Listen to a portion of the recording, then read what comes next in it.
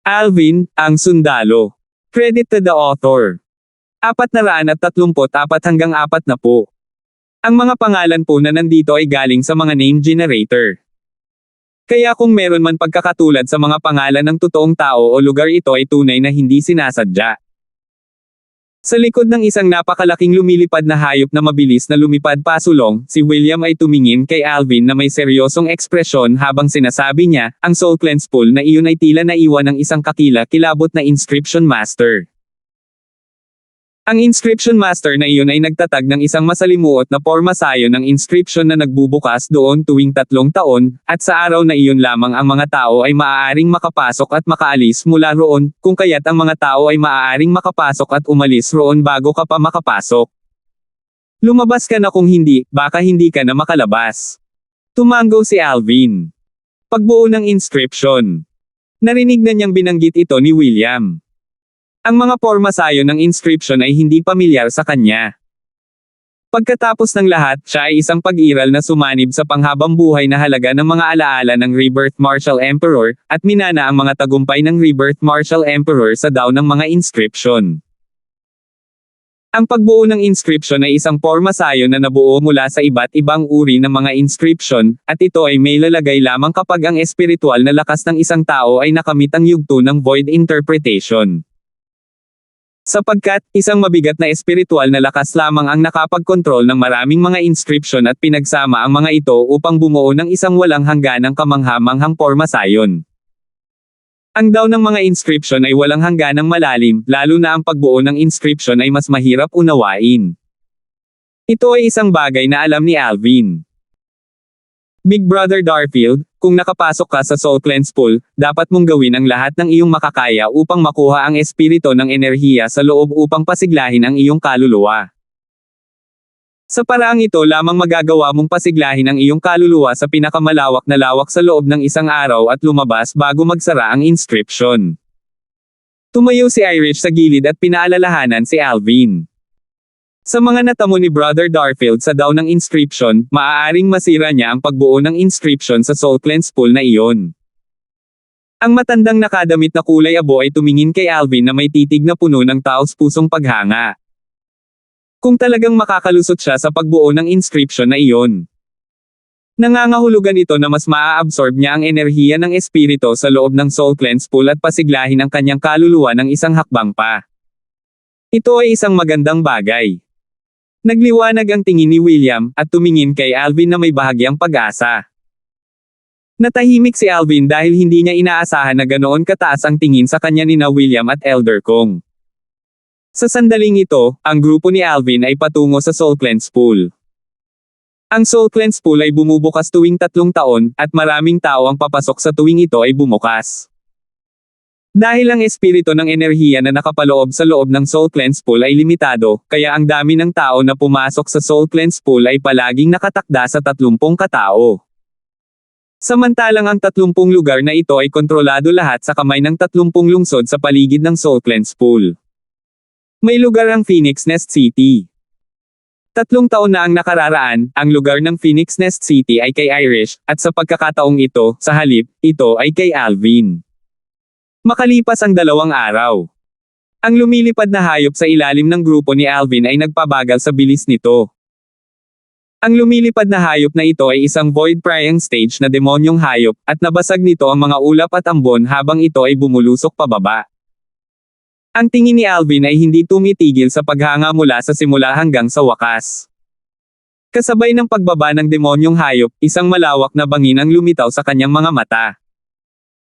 Sa loob ng bangin, isang bola ng makapal na ulap at mga ulap ang pinagsama-sama, at naglabas sila ng lahat ng uri ng misteryo na naging sanhi upang mahirap para sa isa na makita kung ano talaga ang nasa loob. Nang bumaba ang demonyong hayop sa gilid ng puting ambon sa bangin, napansin ni Alvin na marami ng tao ang nakatayo sa labas ng puting ambon. Kabilang sa mga taong ito ay mga kabataang lalaki at babae, nasa katanghaliang gulang na mga lalaki at babae, at matatandang lalaki at babae. Kakababa lang ng grupo ni Alvin mula sa likod ng demonyong hayop ng isang Asher-clothed middle-aged na lalaki ang gumalaw upang batiin sila, at tumingin siya kay William habang siya ay magiliw na bumabati. City Governor Flair, matagal nang hindi nagkita. Ngumiti lang nang walang pakialam si William. Noong una ay inakala ni Alvin na magagalit ang nasa katanghaliang lalaki dahil dito, ngunit sa hindi inaasahang pagkakataon, tila wala siyang pakialam kahit kaunti, at tumango lamang bago dinala ang binata sa kanyang tabi upang tumayo malapit. Mula sa umpisa hanggang sa huli, hindi umalis ang tingin ng binata kay Irish na nakasuot ng belo. Bagamat si Irish ay nakasuot ng belo, ang kanyang pambihirang at pinong disposisyon ay mahirap itago. Saan man siya magpunta, siya ang magiging ganap na pagtutuunan ng pansin. City Governor Flair. Sa lalong madaling panahon, maraming tao ang dumating, at ang mga taong nangunguna sa bawat grupo ay magiliw na bumabati kay William. Samantalang si William ay hindi man lang nag-abalang tingnan ang mga taong ito sa mata. Kahit na noon, wala ni isa sa mga taong ito ang nang-ahas na magalit dahil sa kahihiyan. Naging sanhi ito ni Alvin na hindi makatulong sa pakiramdam na namangha. Irish, ang mga taong ito ay mga gobernador ng lungsod ng iba pang 29 na lungsod. Tinanong ni Alvin si Irish sa pamamagitan ng voice transmission. Oo. Sumagot si Irish sa pamamagitan ng voice transmission. Kuya Alvin, nagulat ka sa ugali nila kapag kaharap ang aking ama, di ba? Nagpatuloy si Irish sa pagsasabi sa pamamagitan ng voice transmission nang makita niyang tumango si Alvin. Nalaman lang nila na ang Phoenix Nest City ay nagpalit ng city governors 3 taon na ang nakakaraan nang dalhin ako ng aking ama dito. Tapos, mas mababa o mababa ang tingin nila sa aking ama at gusto pa nilang bawian ang Phoenix Nest City ng puwang nito. Pagkatapos magsalita dito, huminto saglit si Irish bago nagpatuloy. Later on, ang aking ama ay bahagyang nagpahayag ng kanyang kahangahangang paraan at ito ay nagpasakop sa mga gobernador ng lungsod na iyon ng lubusan at hindi nang ahas na tingnan muli ang aking ama. Napansin ni Alvin na nang banggitin ni Irish ang bagay na ito, bahagyang namula ang kanyang magandang mukha dahil halatang bahagyang masaya siya. Nagsikip ang mga mag-aaral ni Alvin. Pagkatapos ng lahat, sa kanyang kasalukuyang espiritual na lakas, halos naramdaman na niya ang aura ng isang void initiation stage na martial artist. Ang lahat ng mga taong nagkusa na batiin si William kanina ay halos lahat ay nabubuhay sa void initiation stage. At ang ilan sa kanila ay may higit pang pambihirang lakas. Ngunit kahit noon pa man, hindi man lang nag-abala si William na tingnan sila sa mata, ngunit magalang pa rin sila sa harap ni William. Malinaw na alam ni Alvin sa kanyang puso na ito ang paggalang sa malakas. Nagtataka ako kung kailan ako magkakaroon ng lakas tulad ng City Governor Flair, at magkaroon ng deterrent force na tulad niya. Napabuntong hininga si Alvin sa sarili. Haha! City Governor Flair, 3 taon na tayong hindi nagkikita, pero ang ugali mo ay nananatiling katulad ng dati. Biglang, isang malakas na boses ang pumasok sa tainga ni Alvin. Kasunod nito, nakita niya ang isang asul na nakadamit na nasa katanghaliang gulang na lalaki na bumaba mula sa likod ng isang napakalaking lumilipad na hayop, at sa likod ng nasa katanghaliang gulang na lalaki, isang binata sa paligid ng edad na 26 o 27 ang sumunod. Malamig ang hitsura ng binata, ngunit nang bumaba ang kanyang tingin kay Irish, sa halip ay naglabas ito ng mga bakas ng nag-aalab na pagnanasa. Mukhang kahit magsuot ng belo si Irish, tinatanggap pa rin siya ng mabuti. Sabi ni Alvin sa sarili. Isipin ito, kahit na si Irish ay nakasuot ng belo kapag nasa labas, ang kanyang disposisyon ay natural at sapat na upang makaakit ng maraming malaswang lalaki. Kasabay ng pagkakaroon ng isang eksperto tulad ni William sa likod ni Irish. Sa ganitong paraan, tiyak na napakaraming tao ang gustong yumuko sa ilalim ng kanyang palda. Ang asul na nakadamit na nasa katanghaliang gulang na lalaki ay walang pakialam nang si William ay tumingin lamang ng walang pakialam sa kanya, at ang kanyang tingin ay bumaba kay Alvin habang siya ay nagtanong. City Governor Flair, nabalitaan kong nakakuha ka ng manugang 3 buwan na ang nakakaraan, maaaring ito ba ang taong ito? Ano? City Governor Zong, may payo ka sa akin. Walang pakialam na tanong ni William. I don't dare give you advice, I'm just surprised at the age of City Governor's son-in-law. It's really difficult to imagine that there's still such a young genius na kayang talunin ang anak mo, Miss Irish. Nang matapos siyang magsalita, ang asul na nakadamit na nasa katanghaliang gulang na lalaki ay umikot kay Alvin bago bumaba sa Irish. Irish, nang malaman ko na si City Governor Flair ay nagsagawa ng groom search competition para sa iyo, wala akong ibang hinangad kundi ang magpalaki ng isang pares ng mga pakpak at lumipad sa Phoenix Nest City. Ngunit sa kasamaang palad, hindi pa rin ako nakarating sa oras. Gayunpaman, hindi ko akalain na may natalo talaga sa iyo at natalo ako. Ang binata sa likod ng asul na nakadamit na nasa katanghaliang lalaki ay inilipat ang kanyang tingin mula kay Irish patungo kay Alvin, at walang kulang sa intensyon na pukawin sa loob nito. Si Alvin ay walang pakialam na ekspresyon at nanatiling hindi natinag. Gayunpaman, hindi naramdaman ni Alvin na ang kasalukuyang mga aksyon ng binata ay karapat-dapat na mapansin, ngunit hindi ito nangangahulugan na si Irish ay hindi ganoon din. Bago ang mga tagalabas, si Irish ay hindi gaanong banayad tulad ng karaniwan noong siya ay bago si Alvin. Tumingin siya sa binata at malamig at walang pakialam na sinabi, "Maaari mong tawagin ang buo kong pangalan, Irish." Irish ay hindi isang bagay na masasabi mo. Bukod pa riyan, hindi banggitin na hindi mo natutugunan ang mga kinakailangan para sa aking groom search competition sa araw na iyon, kahit na ginawa mo, sa tingin mo ba ay matatalo mo ako? Dahil sa biglaang pagsabog ni Irish, natigilan si Alvin. Gaano kapareho ang eksenang nauna sa kanya at ang eksena nang makilala niya si Irish sa unang pagkakataon noong araw na iyon. Si Irish sa oras na iyon ay nagsalita na may tonong puno ng pagsalakay at direktang inatake siya. Nang maglaon pagkatapos niyang talunin si Irish, noon lang nagbago ang saloobin niya sa kanya. Lalo na pagkatapos ng matatag na paniniwala ni Irish na siya ang lalaki sa kanyang kapalaran, siya ay napakaamo pa sa kanya, at kung ikukumpara sa kung ano siya sa kasalukuyan, ito ay parang dalawang magkaibang tao. Nagalit ang binata hanggang sa namula ang kanyang mukha nang marinig niya si Irish, ngunit natatakot siya kay William at hindi nang ahas na magsalita. Dahil sa eksenang ito, hindi napigilan ni Alvin na tumawa ng tahimik. Ngunit pumasok sa mga mata ng binata ang kanyang pagtawa, at sa ilang sandali, tila siya ang naging lugar ng paglabas ng galit ng binata. "Anak, anong tinatawa-tawa mo?" Tumingin ang binata kay Alvin at nagsalita sa mahinang boses. "Anong kinalaman sa'yo ng pinagtatawanan ko?" Walang pakialam na tumingin si Alvin sa binata. Napukaw ang damdamin ng binata sa sinabi ni Irish kanina ngunit hindi na siya nakapagsalita pagkaraan ng mahabang panahon, ngayon ay sa halip ay ipinakita niya ang kanyang lakas sa harap ni Alvin. Naisip ba niya na si Alvin ay isang malambot na persiman? "Anak, dahil natalo mo ang anak na babae ng gobernador ng lungsod, sa palagay ko ang iyong lakas ay lubhang mabigat. Pagkatapos ay hahamunin kita sa isang labanan. Maglakas loob ka ba?" Ang binata ay umungal, at ang origin energy sa kanyang katawan ay nagngangalit at lumundag. Sa itaas niya, 800 parang buhay na mga sinaunang mammoth na silhouette ang nag-condense sa anyo. Sumimangot si Alvin at bahagyang lumungkot ang kanyang mukha. Gusto pa ba siya ng taong ito ipaglaban? Kung gusto mong labanan si Kuya Alvin, daanan mo muna ako."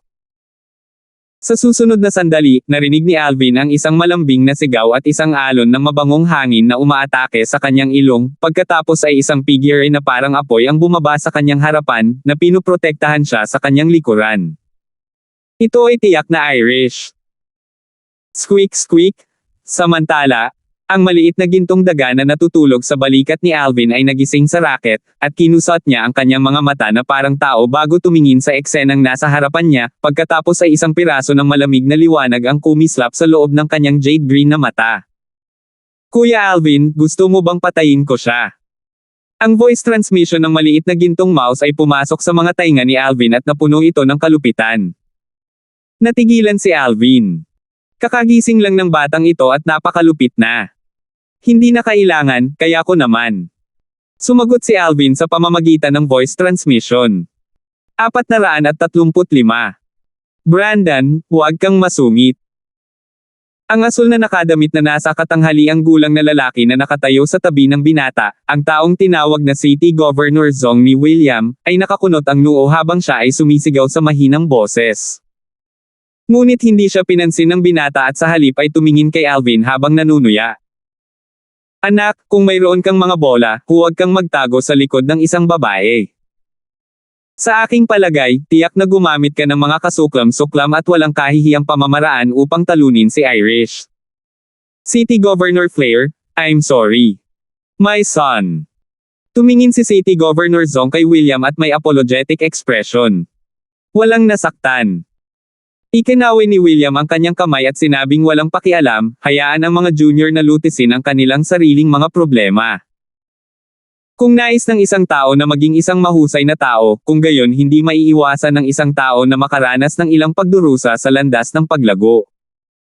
Natigilan si City Governor Zong at isang masamang premonition ang lumitaw sa kanyang puso. Tumingin siya sa anak, gusto siyang pigilan. Ngunit sa kasamaang palad, huli pa rin siya. Ang salungatan ay lumitaw na at mahirap makuha ang natapong tubig.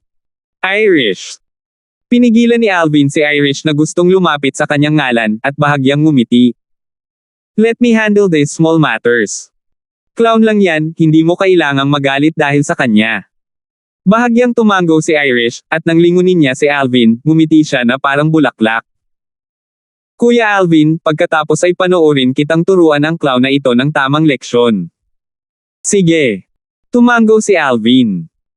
Para naman sa binata, ang anak ni City Governor Zong, Brandon Zong, ang kanyang mukha ay naging malungkot mula pa noong una. Clown. Tinawag siyang clown ng batang ito na medyo mahigit 20. Brandon. Katatapos lang magsalita ni City Governor Zong nang bigla itong huminto. Naunawaan niya na ang kanyang anak ay tunay na galit, at sa kanyang pag-unawa sa kanyang anak, pagkatapos kapag ang kanyang anak ay nag-isip sa isang bagay, imposibleng magbago. Bagamat nagawa niyang gamitin ang kanyang malakas na martial strength para pigilan ang sumunod na eksena, nang maalala niya ang sinabi ni William kanina, inalis niya ang anumang iniisip na gumawa ng hakbang. Samantala, lahat sa loob ng bangin ay pinalibutan sila. Anak ito ni City Gobernador Zong, si Brandon. Kumbaga, ang cultivation ni Brandon ay umabot na sa ika-6 na antas ng nascent soul stage. Ang binatang iyon ay sumama kay City Governor Flair. Parang hindi ko pa siya nakita noong nakaraan. Hindi mo alam. 3 buwan na ang nakararaan, tinalo ng binatang ito si Miss Irish sa groom search competition City Governor Flair na ginanap para kay Miss Irish, at naging manugang ni City Governor Flair. Ako ang namumuno sa manugang na ito ni City Governor Flair ay isa lamang 5th level nascent soul stage martial artist. Hindi naman pwede, di ba? Ayon sa pagkakaalam ko, si Miss Irish ay tila isang martial artist sa ika-6 na antas ng nascent soul stage na nakaintindi ng Fire Force Seed, bukod pa rito, mayroon pa siyang grade 5 spirit weapon. Paano kaya siya matatalo sa kamay ng isang 5th level nascent soul stage martial artist? Di umano, ginamit ng binatang ito ang elementary wind force para talunin si Miss Irish. Elementong lakas ng hangin. Anong biro? Iyon ang tunay na puwersa na isang martial artist lamang sa walang bisa na yugto ng prying o sa itaas ay maiintindihan. Paano maiintindihan ng isang ika-5 antas ng kaluluwa na yugto ng martial artist tulad niya? Ang mga tao sa paligid ay mabilis na naging abala sa pananibik at ang mga chismis na may kaugnayan kay Alvin ay nagsimulang kumalat. Ngunit walang naniwala sa chismis na naiintindihan ni Alvin ang elementary wind force. Pagkatapos ng lahat, tanging ang mga martial artists sa void prying stage at mas mataas ang nakakaintindi ng tunay na force, at ito ay isang bakal na batas sa Cloud Continent. Hindi pa nila nabalitaan na sino man ang maaaring lumabag sa bakal na batas na ito.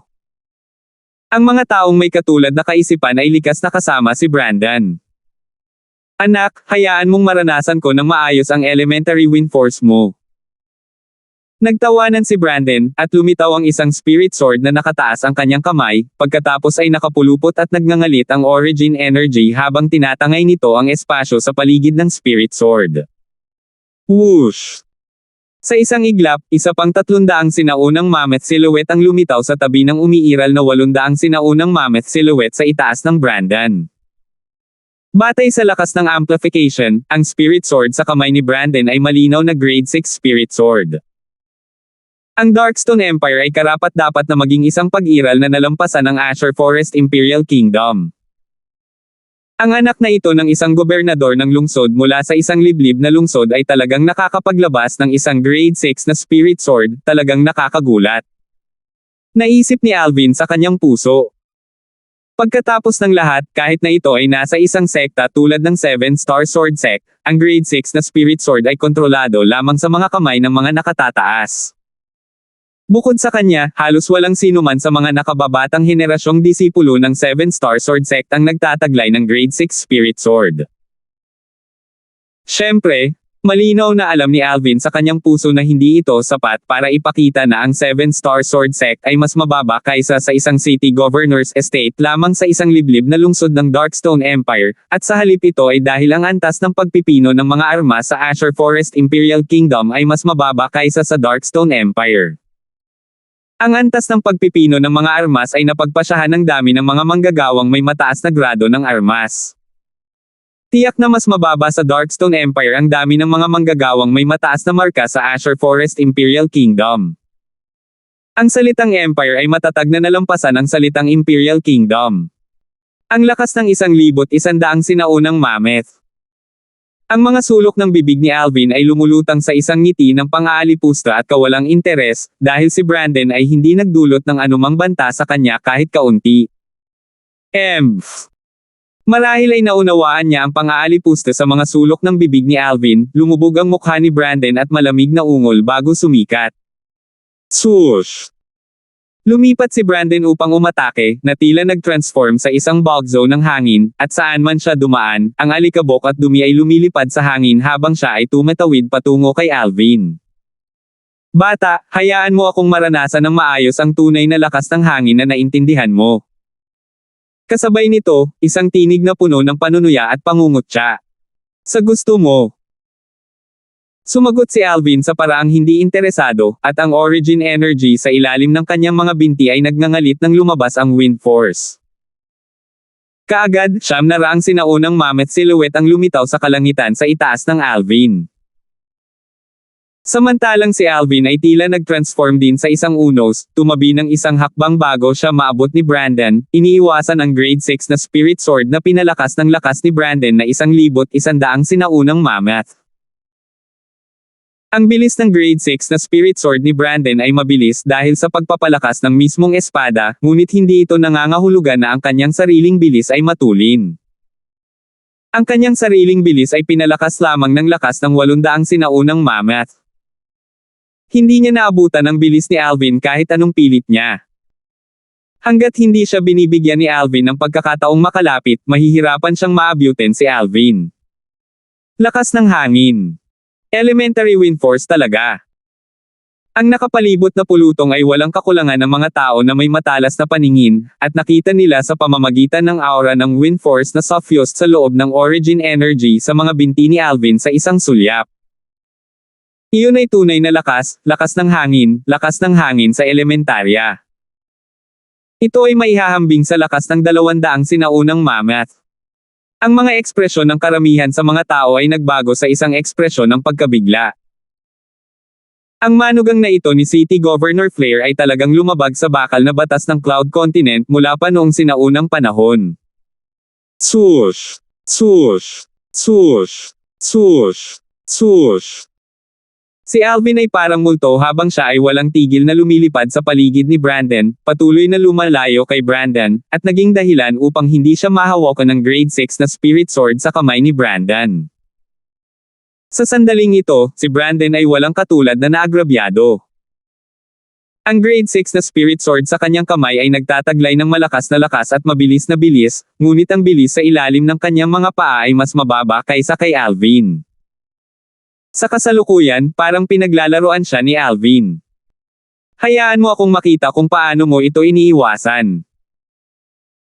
Biglang sumigaw si Brandon na galit dahil sa kahihiyan, tumpak niyang nahawakan ang tilapon ng mga galaw ni Alvin, at ang grade 6 na spirit sword sa kanyang kamay ay nanginginig habang ito ay lumipad palabas mula sa kanyang kamay, direktang lumilipad patungo kay Alvin.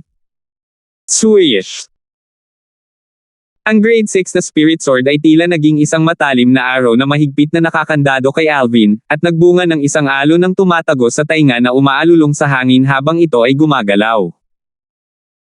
Ang sword strike na ito ay pinalakas ng lakas ng 1,100 sinaunang mammoth, at ang bilis nito ay matulin sa lawak na nalampasan nito ang bilis ni Alvin. Medyo matalino sa maliit na paraan. Huminto sa paggalaw si Alvin nang humarap sa sword strike na ito dahil alam niyang ang patuloy na pag-iwas ay walang kahulugan ngayon. Sa kanyang kasalukuyang bilis, mas mababa ito sa espada ni Brandon kahit na gumamit siya ng Quake Energy sa limitasyon. Matapos huminto si Alvin, isang maitim na violet na flexible na espada ang lumitaw mula sa manipis na hangin sa kanyang kamay. Biglang umatake si Alvin. Sining sa pagguhit ng espada. Ang kanyang espada ay umaagos na parang kidlat, lalo na't bukod sa nagngangalit na origin energy sa loob nito, may matulin at mabangis na elementary wind force na naghalo sa loob. Swoosh! Sa kalangitan, 1,200 sinaunang mammoth na silhouette ang lumabas na may kahangahangang paraan na bumaril sa kalangitan na parang bahaghari. Swoosh! Ang espada sa kamay ni Alvin ay parang anino na madaling napigilan ang espadang ipinadala ni Brandon. Clang!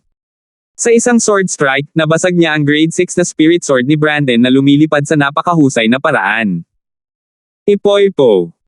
Sinamantala ni Alvin ang pagkakataong ito na muling mag-transform sa isang unos at dumiretso kay Brandon na namutla ang mukha. Magpakita ng awa. Namutla ang mukha ng ama ni Brandon, ngunit hindi siya nang ahas na kumilos para tulungan si Brandon. Dahil napansin niyang nakakulong na si William sa kanya, at naging dahilan upang hindi siya maglakas loob na gumawa ng anumang padalos-dalos na paggalaw. Om! Ang Violet Myrtle Flexible Sword sa kamay ni Alvin ay kumislap, at nang makarating ito malapit kay Brandon, bigla itong pumihit para ihampas gamit ang talim ng espada. Sampal! Ang talim ng espada ay tumama sa katawan ni Brandon, sinampal si Brandon na lumilipad hanggang sa mabangis na bumangga sa bangin sa gilid ng bangin, at ilang sandali, ang mga durog na piraso ng bato ay lumipad at ang alikabok ay bumalot sa hangin.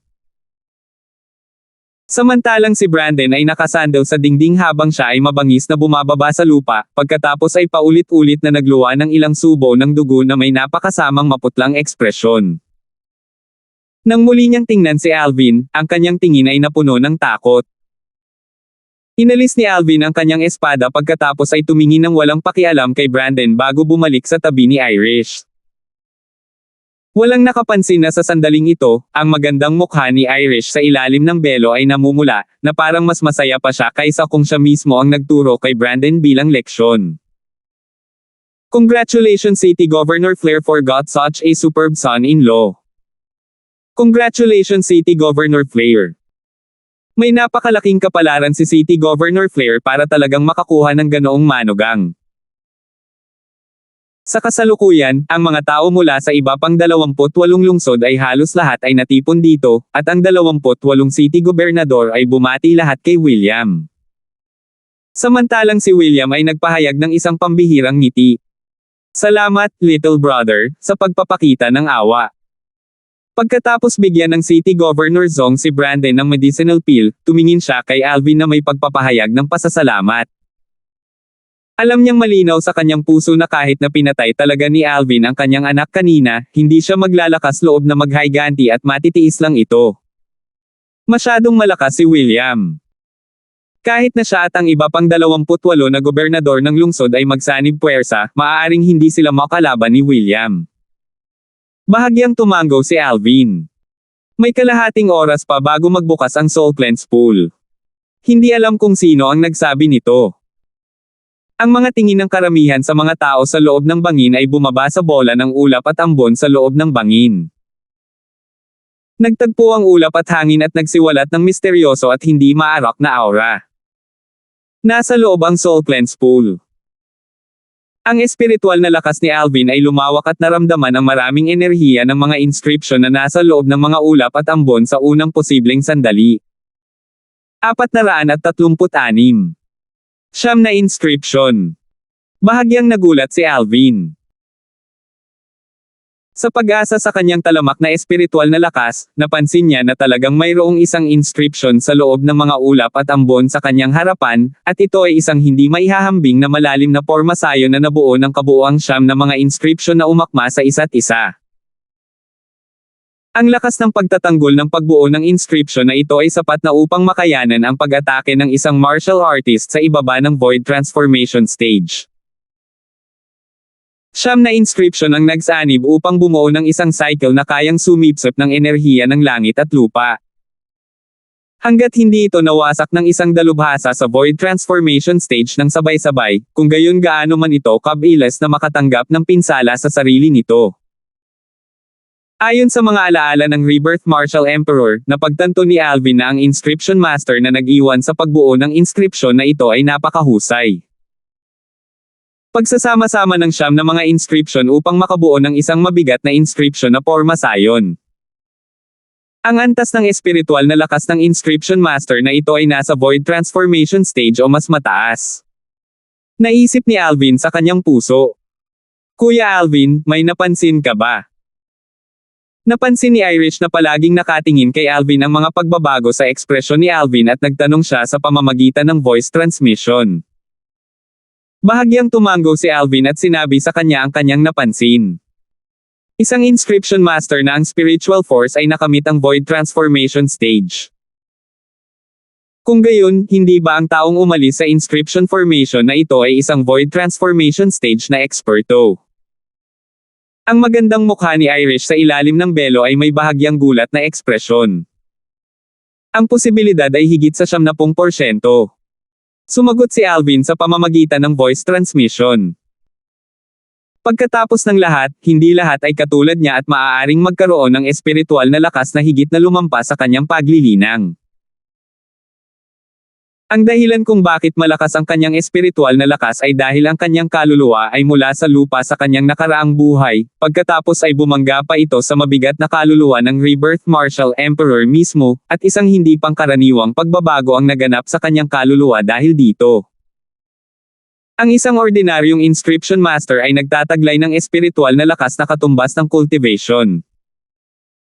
Siyempre, mayroon ding ilang medyo namumukod tanging Inscription Masters na nagtataglay ng spiritual force na isang antas ng dalawa sa itaas ng kanilang cultivation. Ngunit ang kanilang espiritual na lakas ay hindi magiging labis na kalabisan tulad ni Alvin. Si Alvin at Irish ay nakatayo ng magkasama habang sila ay nagkatinginan at nagpadala ng mga voice transmission pabalik-balik. Tila payapa ang eksenang ito, ngunit nang pumasok sa mga mata ng isang mapagmasid na tao, ito ay ganap na naging iba. Si Miss Irish at ang little brother na ito ay talagang isang perpektong magkatugma, isang pares na gawa sa langit. Hindi napigilan ng isang gobernador ng lungsod na bumantong hininga. Natigilan si Alvin. Para kay Irish, ang magandang mukha sa ilalim ng kanyang belo ay lubos na namula. Samantala, naramdaman ni Alvin ang maraming mga titig ng paninibugho at inggit na sumisilip mula sa lahat ng dako upang bumaba sa kanya. Hindi niya ito pinansin at hindi man lang naisip ang magbigay ng paliwanag. Bagamat walang namamagitan sa kanya at kay Irish, kung siya ay magpapaliwanag sa sandaling ito, kung gayon kahit na ang iba ay maniwala sa kanya, ito ay magiging sanhi ng William at Irish na mawala ng mukha. Si Irish ay isang kaibigan sa kanya, at si William ay ang ama ni Irish, kaya siya ay isang senior sa kanya. Natural na hindi niya gagawing mahirap ang posisyon ni na Irish at William. Kung talagang makakasama siya ni Irish, ang swerte rin ni Irish. Tumingin si William kay Alvin na may napakakomplikadong tingin. Ngayon, habang mas naiintindihan niya si Alvin, mas gusto niya maging manugang niya si Alvin. Mabilis na lumipas ang kalahating oras. Malapit nang mabuksan ang Soul Cleanse Pool. Hindi malaman kung sino ang sumigaw. Kasunod nito, nakita ni Alvin na ang bola ng ulap at ambon sa bangin ay nahati mula sa gitna, na para bang tinadtad ito ng isang napakalaking palakol. Nahati ang ulap at ambon. Ang lumitaw sa harap nila ay madilim na kulay na mga ulap at ambon, at ang tanawin sa loob ay hindi malinaw na nakikita. Ngunit ang espiritual na lakas ni Alvin sa halip ay madaling nakapasok dito at nahawakan ang Soul Cleanse Pool, at nang maramdaman niya ang tinatawag na espiritu ng enerhiya sa loob ng Soul Cleanse Pool, ang kanyang espiritual na lakas ay nakaramdam ng kal-iwan. Kahit na binuksan ang inscripsyong porma sayo na bumabalot sa Soul Cleanse Pool, wala ni isang tao ang pumasok. Ang mga tingin ng 29 na gobernador ng lungsod ay lahat ay bumaba kay William. Pumasok ka na. Nang tumingin lamang si William kay Alvin ay bumalik siya sa kanyang katinoan, kaya lumabas na ang mga gobernador ng iba't ibang lungsod ay naghihintay na makapasok siya. Siyempre, alam niya ng malinaw sa kanyang puso na ang dahilan kung bakit siya nasiyahan sa gayong paggamot ay dahil kay William. Kung hindi, ang iba't ibang city governor ay hindi man lang titingin sa kanyang diretso sa mata. Tumango si Alvin sa katumingin sa maliit na gintong daga sa kanyang balikat. Little Gold, pumunta ka muna kay Irish, babalik ako kaagad. Squeak squeak, bagamat siya ay bahagyang ayaw, ang maliit na gintong daga ay masunurin pa ring tumalon sa kamay ni Irish. Huwag kang mag-alala Kuya Alvin, aalagaan kong mabuti ang Little Gold. Tumingin si Irish kay Alvin habang tinitiyak niya ito. Bahagyang ngumiti si Alvin at tumango siya, pagkatapos ay nag-flash out ang kanyang katawan, na naging bug zone ng hangin na unang dumaan sa split open inscription formation at pumasok sa loob. Matapos dumaan sa madilim na ambon, naramdaman ni Alvin ang nakita sa harap ng kanyang mga mata na biglang lumiwanag.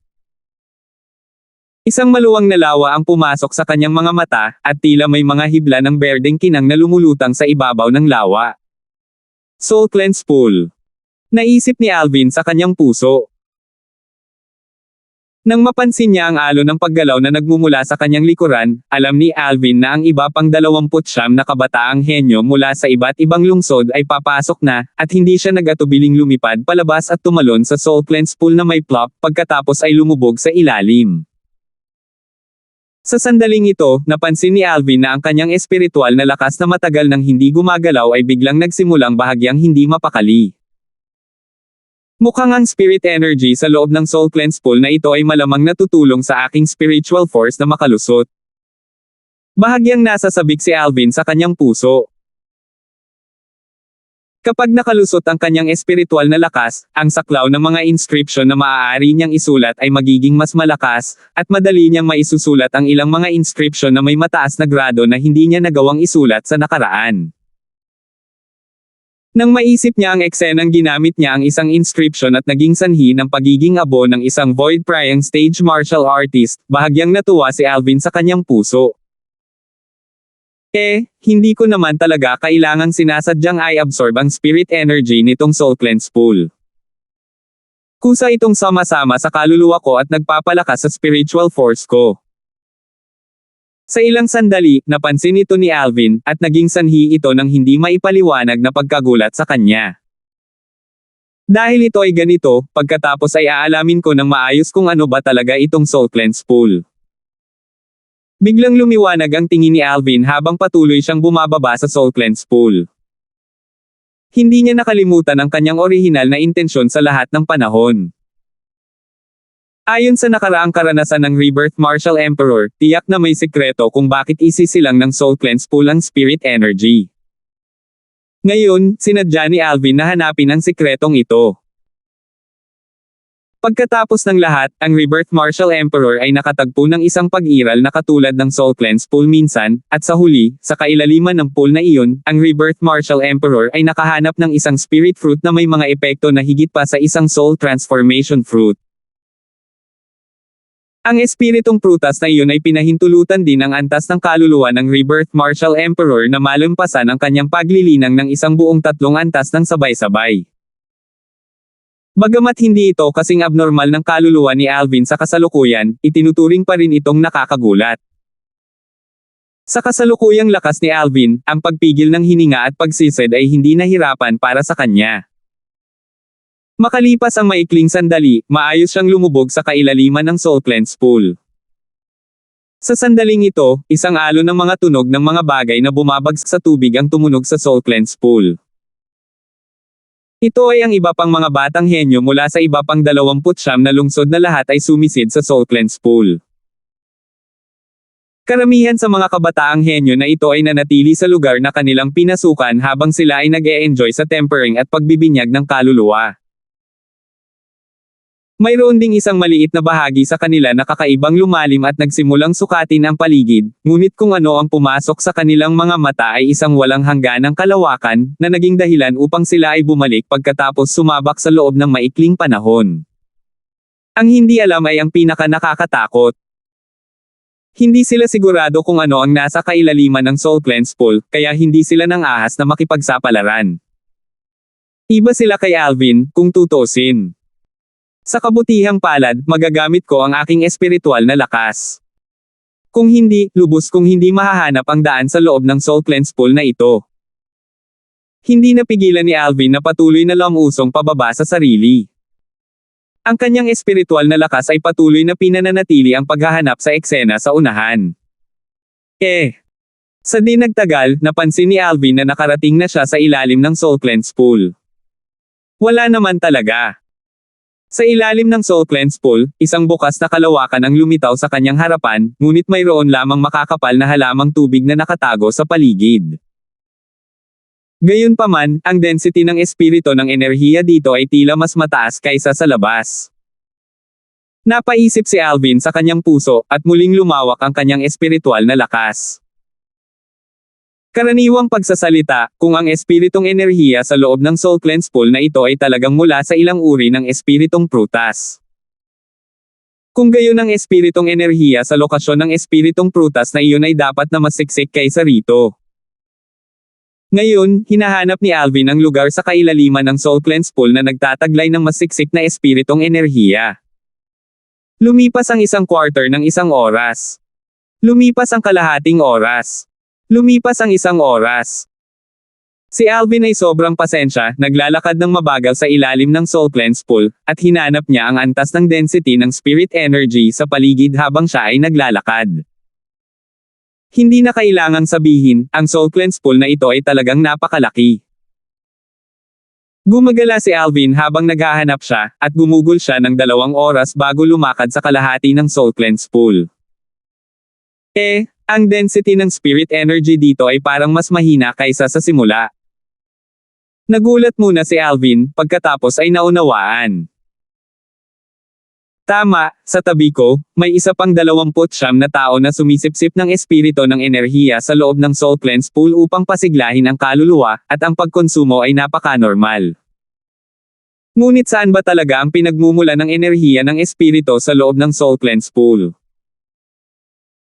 Si Alvin ay nagpatuloy sa paglalakad patungo sa kabilang bahagi ng ilalim ng Soul Cleanse Pool, at ang kanyang espiritual na lakas ay lumawak upang maingat na maghanap, hindi nawawala ang anumang bakas ni Katie Ting. Tahimik na lumipas ang oras. Isa pang kalahating oras ang lumipas. Nahanap ko na. Biglang nanginig ang katawan ni Alvin at lumitaw ang pananabik sa kanyang mukha nang ang espiritual na lakas na kanyang pinalawak ay sa wakas ay napansin ang pinagmula ng enerhiya ng espiritu sa loob ng Soul Cleanse Pool. Sa isang gilid ng ilalim ng Soul Cleanse Pool, sa likod ng isang malaking patch ng mga makakapal na halaman sa tubig. Sa kabutihang palad. Bahagyang nadama ni Alvin ang swerte. Pagkatapos ng lahat, hinanap niya ang lahat ng paraan dito, at hindi mahalaga kung ito ay ang kanyang katawan o espiritual na lakas, sila ay medyo napagod. Noong una niyang nakita ang tagpi-tagping ito ng mga halamang nabubuhay sa tubig, katutubo niyang nais na gawin ang kanyang espiritual na puwersa sa madaling sabi na lampasan ito. Sa huli, matyaga pa rin niyang iniunat ang kanyang espiritual na lakas upang maingat na maghanap. Mayroon talagang daanan sa ilalim ng tubig sa ilalim ng mga halamang tubig na ito. Itinaas ni Alvin ang tagpi ng mga halamang nabubuhay sa tubig at napansin na mayroon talagang daanan na madadaanan ng isang tao, at habang nakatayo siya rito, napansin ni Alvin na ang bilis ng pag-init ng kanyang espiritual na lakas ay tila tumaas ng husto. Ang pinagmumula ng enerhiya ng espiritu sa Soul Cleanse Pool ay nasa loob dito. Nang walang pag-aalinlangan, pumasok si Alvin sa daanan at pumasok.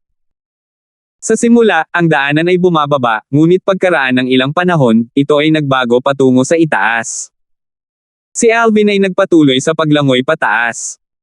Sa wakas, lumangoy si Alvin palabas ng daanan. Nakarating na rin ako sa wakas. Ito. Nang lumangoy si Alvin palabas ng daanan, napansin niya na lumitaw siya sa isang mababaw na shoal, at ang nakita niya ay isang maluwang na tirahan. 437.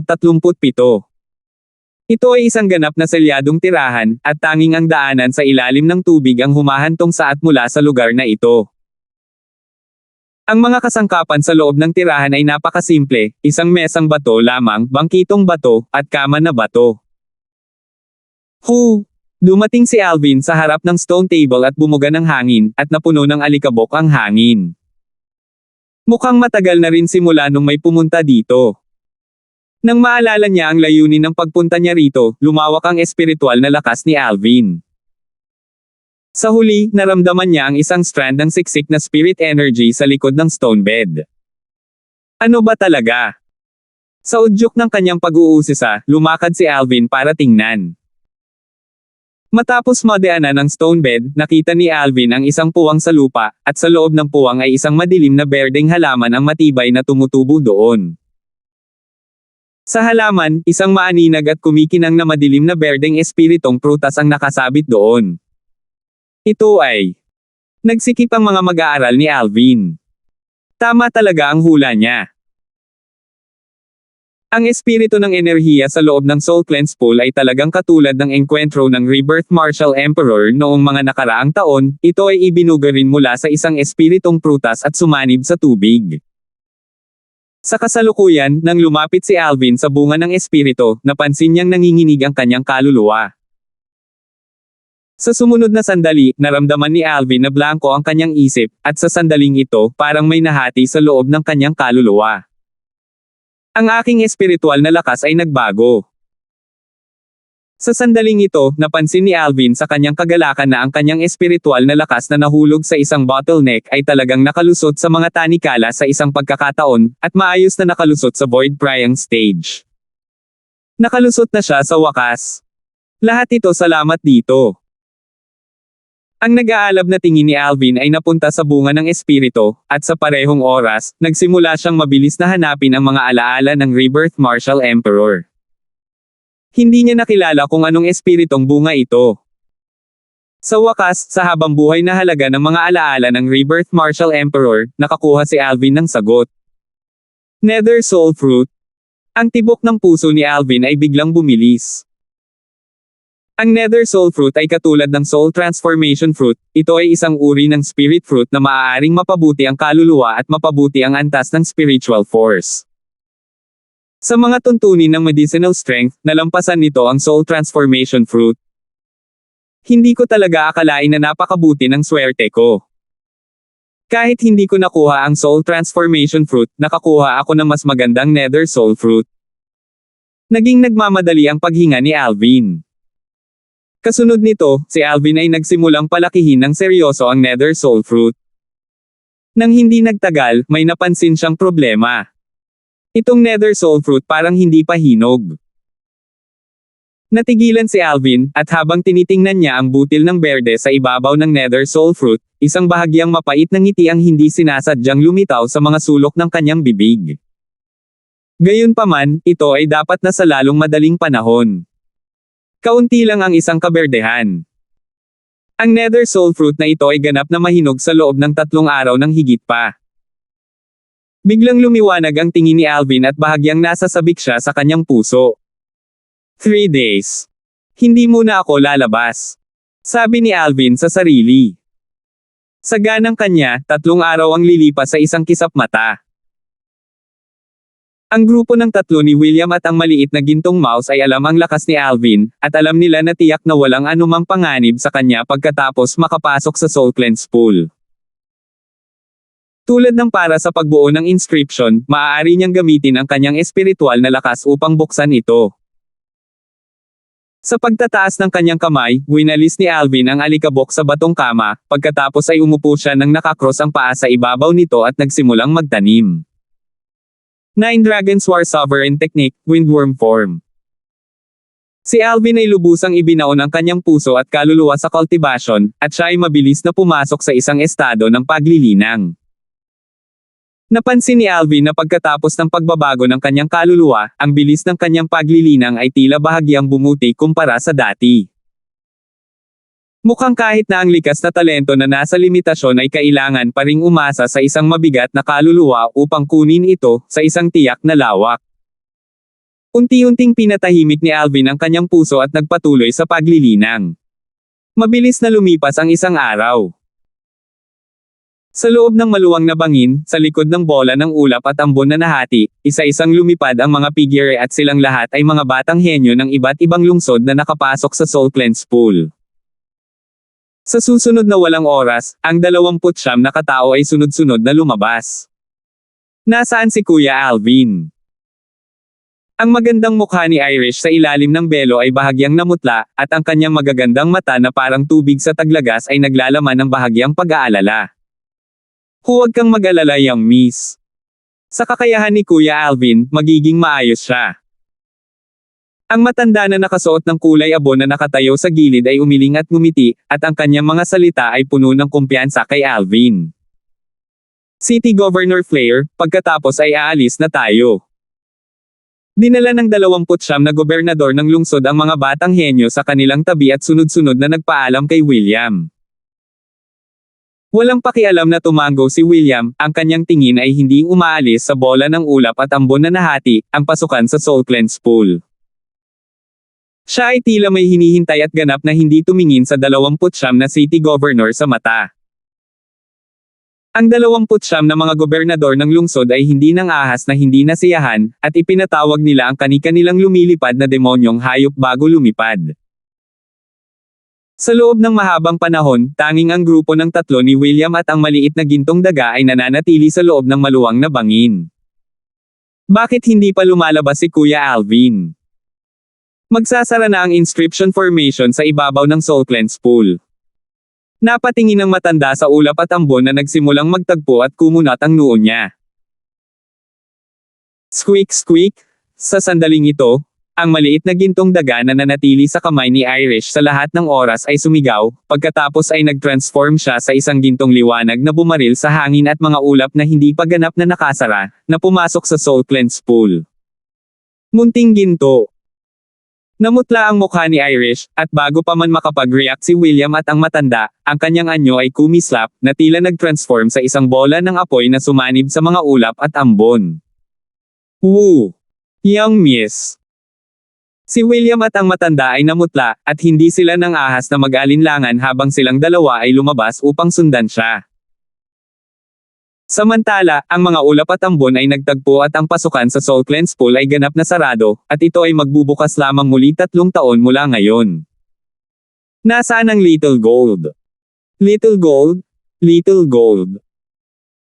Hindi pamilyar si Irish sa Soul Cleanse Pool dahil pumunta siya rito 3 taon na ang nakakaraan. Gayunpaman, ngayon nang pumasok siya sa pampang ng lawa sa labas ng Soul Cleanse Pool, ang kanyang magandang mukha na nakatago sa ilalim ng belo ay napuno ng nag-aalalang ekspresyon. Munting ginto, munting ginto. Napansin ni Irish na pagkatapos pumasok ang Little Gold Mouse, nawala talaga siya. Bumaba ang tingin ni Irish sa Soul Cleanse Pool. Maaaring ang Little Gold ay nakapasok sa Soul Cleanse Pool. Nangako ako kay Kuya Alvin na aalagaan kong mabuti ang Little Gold. Biglang, tila may naalala, ang magagandang mata ni Irish ay dumilat habang siya ay tumalon sa Soul Cleanse Pool. Samantala, pumasok na rin si William at ang matanda, nagkataon lang na nakita nila ang eksenang ito, at nagkatinginan sila at ngumiti ng mapait. Gayunpaman, hindi sila nag-alala dahil malaki lang ang Soul Cleanse Pool at walang anumang panganib. Lalo na nang lumawak ang mabigat na espiritual na lakas ng matanda, madali niyang naramdaman ang lokasyon ni Irish at nakumpirma ang kaligtasan ni Irish. Pinalaki ni William ang madilim na ulap at ambon sa paligid ng Soul Cleanse Pool, at bahagya siyang nakasimangot habang nagtatanong. Kuya kong, may paraan ka ba para lumabas? Hindi, wala akong kakayahang masira itong inscription formation. Seryoso ang ekspresyon ni Elder Kong, isang inscription ang nabuo na isang pag-iral na hindi pa niya nakikilala. Ang pagbuo ng inscription na ito ay hindi masasabing mahirap o madali. Ngunit ito ang kinalabasan ng isang eksperto sa void transformation stage kung tutuusin, at ito ay malayo sa isang bagay na nakikita ko. Marahil ay may paraan si Kuya Alvin. Nahanap ba ng iyong spiritual force ang lokasyon ni Alvin? Tanong ni William. Hindi, ang aking spiritual force ay maaari lamang mahawakan ang itaas na kalahati ng soul cleanse pool. Walang baka si Brother Darfield o ang maliit na gintong daga. Ang iyang mi sa kabilang banda ay malapit nang umalis sa saklaw ng aking espiritual na lakas, bumaba tayo at tingnan. Nang matapos siyang magsalita, lumipad palabas ang matanda at pumasok sa soul cleanse pool. Sa loob ng tirahan. Tahimik na nag-cultivate si Alvin, at nang maramdaman niyang malapit na ang oras, binuksan niya ang kanyang mga mata. Ang kanyang mukha ay naglabas ng masayang ekspresyon, at itinaas ang kanyang kamay na nagbabalak na pumitas ng nether soul fruit. Gayunpaman, nang lumingon ang kanyang tingin, naging sanhi ito ng pagkulimlim ng mukha ni Alvin. Nakita niyang nandoon pa rin ang halaman, ngunit ang nether soul fruit sa ibabaw nito ay nawala. Nasaan ang nether soul fruit? Sino ang pumitas ng nether soul fruit? Ang ekspresyon ni Alvin ay sobrang hindi magandang tingnan, ang kanyang tingin ay mabilis at mabangis na dumaan habang naghahanap siya sa loob ng tahanan. Natitiyak niya na tiyak na may nangagaw ng nether soul fruit sa kanyang harapan. Sa walang oras, napansin ni Alvin ang salarin. Sa kabilang panig ng batong kama, isang malambot na gintong kulay na maliit na daga ang nakahiga doon sa mahimbing na pagkakatulog. Makikita na sa mga sulok ng bibig ng maliit na gintong daga ay isang tipak ng madilim na berdeng likido na nakahawak doon, at ang mga bakas ng malalim na espiritong enerhiya ay nahuhulog sa madilim na berdeng likido. Little Gold, ikaw. Kinain mo talaga ang nether soul fruit ko. Sa sandaling ito, ang mood ni Alvin ay komplikado, at mahirap ipahayag sa mga salita. Kapag naubos na niya ang nether soul fruit, maaari nitong payagan ang kanyang kaluluwa na mag-advance ng napakaraming level, at maging direkta sa ibaba ng kaluluwa ng isang ordinaryong void initiation stage martial artist. Ngunit ngayon, ang lahat ng ito ay naging isang panaginip. Samantalang ang salarin ay eksaktong sanggol na si Jade-Eyed Heavenly Mouse. Hindi naman magpapanggap na natutulog ang batang ito, di ba? Hindi ba't hiniling ko sa iyo na masunurin kang manatili sa tabi ni Irish? Bakit ka pumasok? Bahagyang inabot ni Alvin ang maliit na gintong daga, ngunit napansin na ang maliit na gintong daga ay talagang nahulog sa napakalalim na kalagayan ng pagkakatulog. Mukhang tinutunaw niya ang nether soul fruit. Naisip ni Alvin sa kanyang puso. Kung ito ay ibang demonyong hayop na nether soul fruit, tiyak na papatayin ito ni Alvin ng walang pag-aalinlangan. Ngunit ang demonyong hayop na kumain ng nether soul fruit ay Little Gold sa halip, at natitiis lamang ito ni Alvin. Huwag na, kunin ko na lang ito bilang pagtulong sa iyo, little fellow.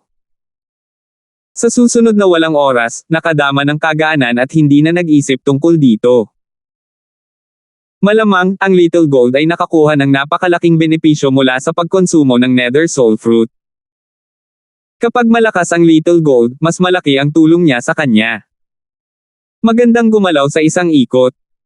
3 araw na ang nakalipas, kailangan ko nang lumabas. Dinala ni Alvin ang maliit na gintong daga habang sumisid siya sa daanan sa ilalim ng tubig at umalis sa tirahan. Nahanap talaga ng Little Gold na ito ang underwater passageway, may kakayahan talaga siya. Gaya ng inaasahan sa inapo ng isang Jade-Eyed Heavenly Mouse. Hindi napigilan ni Alvin na mapabuntong hininga sa kanyang puso habang lumalangoy sa ilalim ng dagat.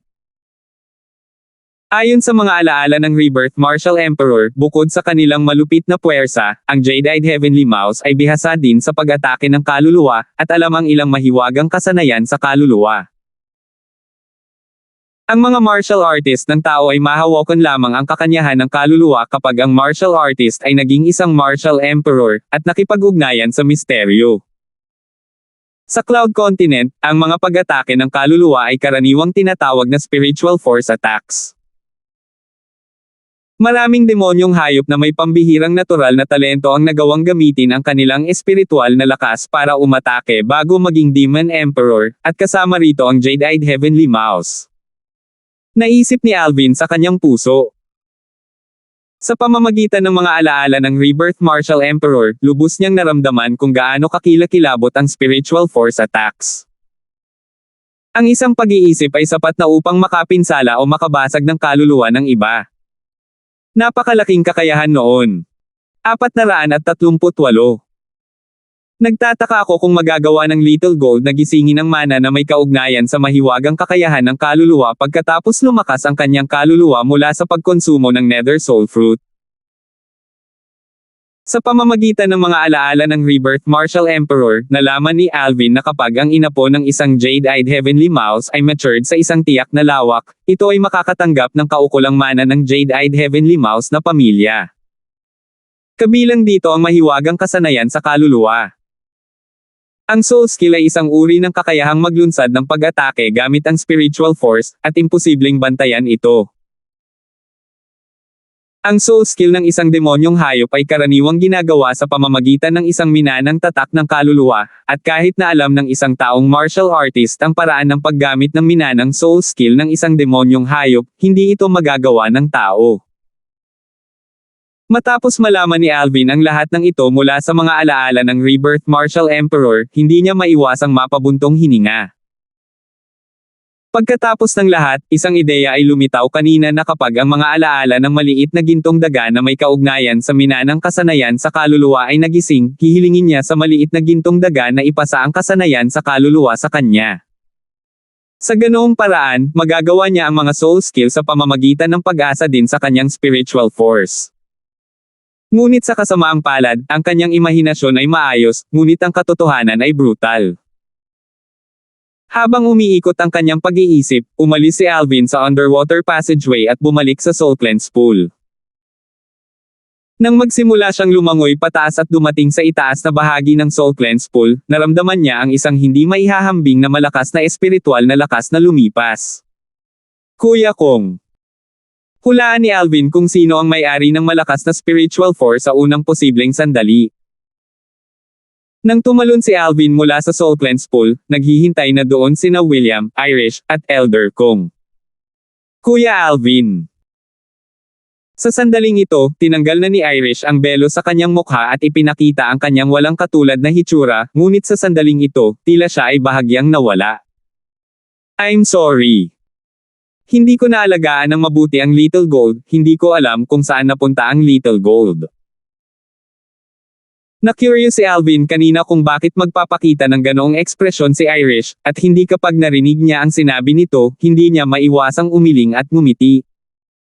Nandito na ang maliit na lalaki. Iniunat ni Alvin ang kanyang kamay upang kunin ang maliit na gintong daga. Kanina, habang lumalangoy siya, ikinabit niya ang maliit na gintong daga na nakatulog sa sinturon sa likuran niya. Munting ginto. Nakita ni Irish ang maliit na gintong daga at ang kanyang walang katulad na magandang hitsura ay nakabawi sa espiritu nito. Ngunit nang makita niyang hindi gumagalaw ang maliit na gintong daga, nag-alala siya. Kuya Alvin, ano ang mali sa Little Gold? She's fine? Natutulog lang siya. Bahagyang nagngangalit si Alvin sa galit nang maalala niya ang dahilan kung bakit nakatulog ang maliit na gintong daga. City Governor, Elder Kong. Bakit nandito kayong dalawa? Ang pagbuo ng inscription sa labas ng Soul Cleanse Pool na nagsasara ay nasa loob ng inaasahan ni Alvin. Ang hitsura ng maliit na gintong mouse ay lumampas na sa kanyang inaasahan, at ang grupo ng tatlo ni William na nasa loob ng Soul Cleanse Pool ay higit na lumampas sa kanyang inaasahan. Ito ay dahil nakita ni Irish ang maliit na gintong daga na tumakbo at sinundan ito papasok. Ako at si Elder Kong ay nag-aalala para sa kanya, kaya sinundan din namin siya. Hindi mo alam na nababalisa ang batang babae na ito nang mapansin niyang nawalan siya ng anumang bakas ng maliit na gintong daga na ito. Habang nagsasalita si William, tumingin siya ng malalim kay Alvin. Irish. Tumingin si Alvin kay Irish at bahagyang nanginig ang kanyang puso, at ang kanyang mukha ay nagpakita ng bahagyang ngiti. I'm sorry for making you worry. Kuya Alvin, ayos lang basta ayos lang kayo ni Little Gold. Umiling si Irish, at ipinakita niya ang isang ngiti na maaaring mabaligtad ang bawat buhay na nilalang. Tama, Kuya Alvin, saan kayo nagpunta ni Little Gold? Ako, ang aking ama, at si lolo kong ay hinanap ang buong Soul Cleanse Pool ngunit wala akong napansin na bakas ng alinman sa inyo. Sina William at Elder kong ay tumingin kay Alvin ng may lihim na pangunawa din. Dahan daw ang sinabi ni Alvin, may nakatagong daanan sa ilalim ng tubig sa ilalim ng Soul Cleanse Pool, at ito ay patungo sa isang ganap na selyadong tirahan. Ginugol ko ang 2 araw na ito sa loob ng tirahan na iyon. Tila may isang tao na minsang nanatili sa loob ng tirahan na iyon, ngunit ito ay natatakpan ng alikabok. Ayon sa aking mga pagtatantya, ang mismong may-ari ng inskripsyon na iyon ay malamang na ang may-ari ng inskripsyon na iyon. Pool. Sa sandaling matapos magsalita si Alvin, parehong naantig sina William at Elder kong.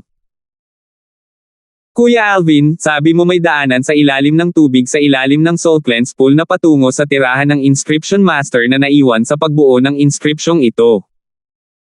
Tumingin si Elder kong kay Alvin na may nasasabik na ekspresyon. Bilang isang Inscription Master, natural na naiintindihan niya ang lalim ng pagkakabuo ng inscription na bumabalot sa Soul Cleanse Pool. 9 na mga inscription na magkakaugnay at umakma sa isa't isa ay isang bagay lamang na isang Inscription Master na may kaluluwa sa Void Transformation Stage ang nakapag-set up. Samantalang ngayon, ang tirahan ng Inscription Master na iyon ay nasa harapan niya mismo. Hula ko lang at baka hindi talaga siya. Natural na mahulaan ni Alvin ang dahilan kung bakit nasasabik si Elder kong. Ginugol mo ang 2 araw na ito sa loob ng tirahan at dapat may natuklasan ka, tama? Tumingin si William kay Alvin na may nagbabagang tingin. Ito ay maaaring isaalang-alang na ganoon. Mapait na ngumiti si Alvin, at nakuha nito ang atensyon nina William at Elder kong.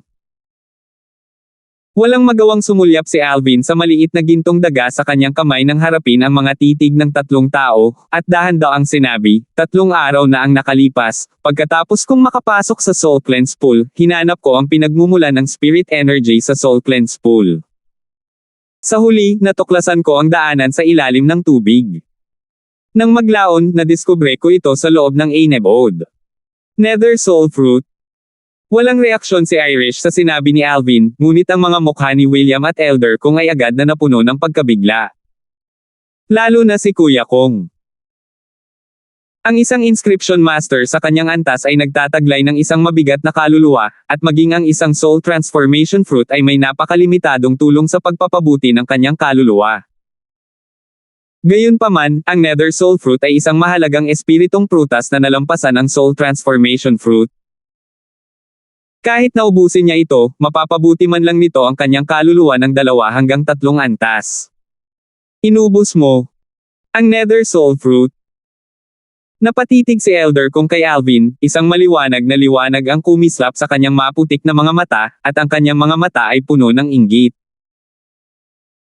Kasunod nito, nalaman ni Irish ang tungkol sa kahalagahan ng Nether Soul Fruit mula kay William, at tumingin siya kay Alvin habang nakaangiting sinabi, "Congratulations Big Brother Darfield.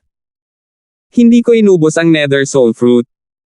Umiling si Alvin, at kasabay nito, hindi niya maiwasang titigan ang maliit na gintong daga na mahimbing na natutulog sa kanyang kamay. Ang 3 grupo ni William ay tumingin kay Alvin na may nagtatakang ekspresyon. 3 araw na ang nakalipas, natuklasan ko ang Nether Soul Fruit. Bumantong hininga si Alvin at binanggit ang pagkakasunod-sunod ng mga pangyayari. Ang lahat ng ito ay hindi isang lihim.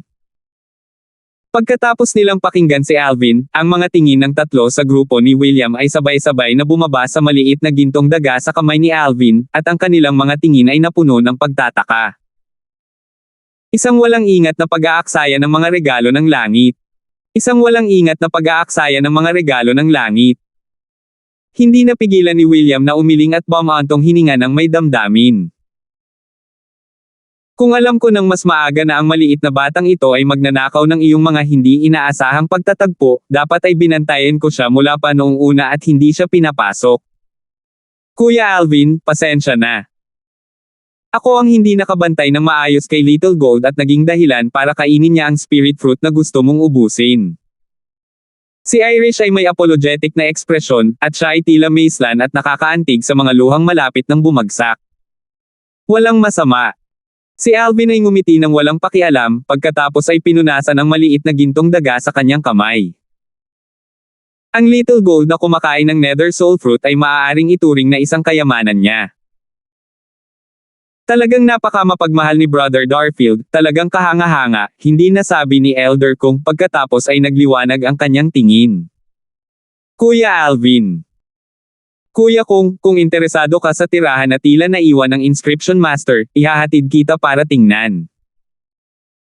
Bago pa matapos si Elder Kong, pinutol siya ni Alvin, pagkatapos ay inilagay ang maliit na gintong daga sa gilid bago kumislap ang kanyang katawan, muling pumasok sa Soul Cleanse Pool.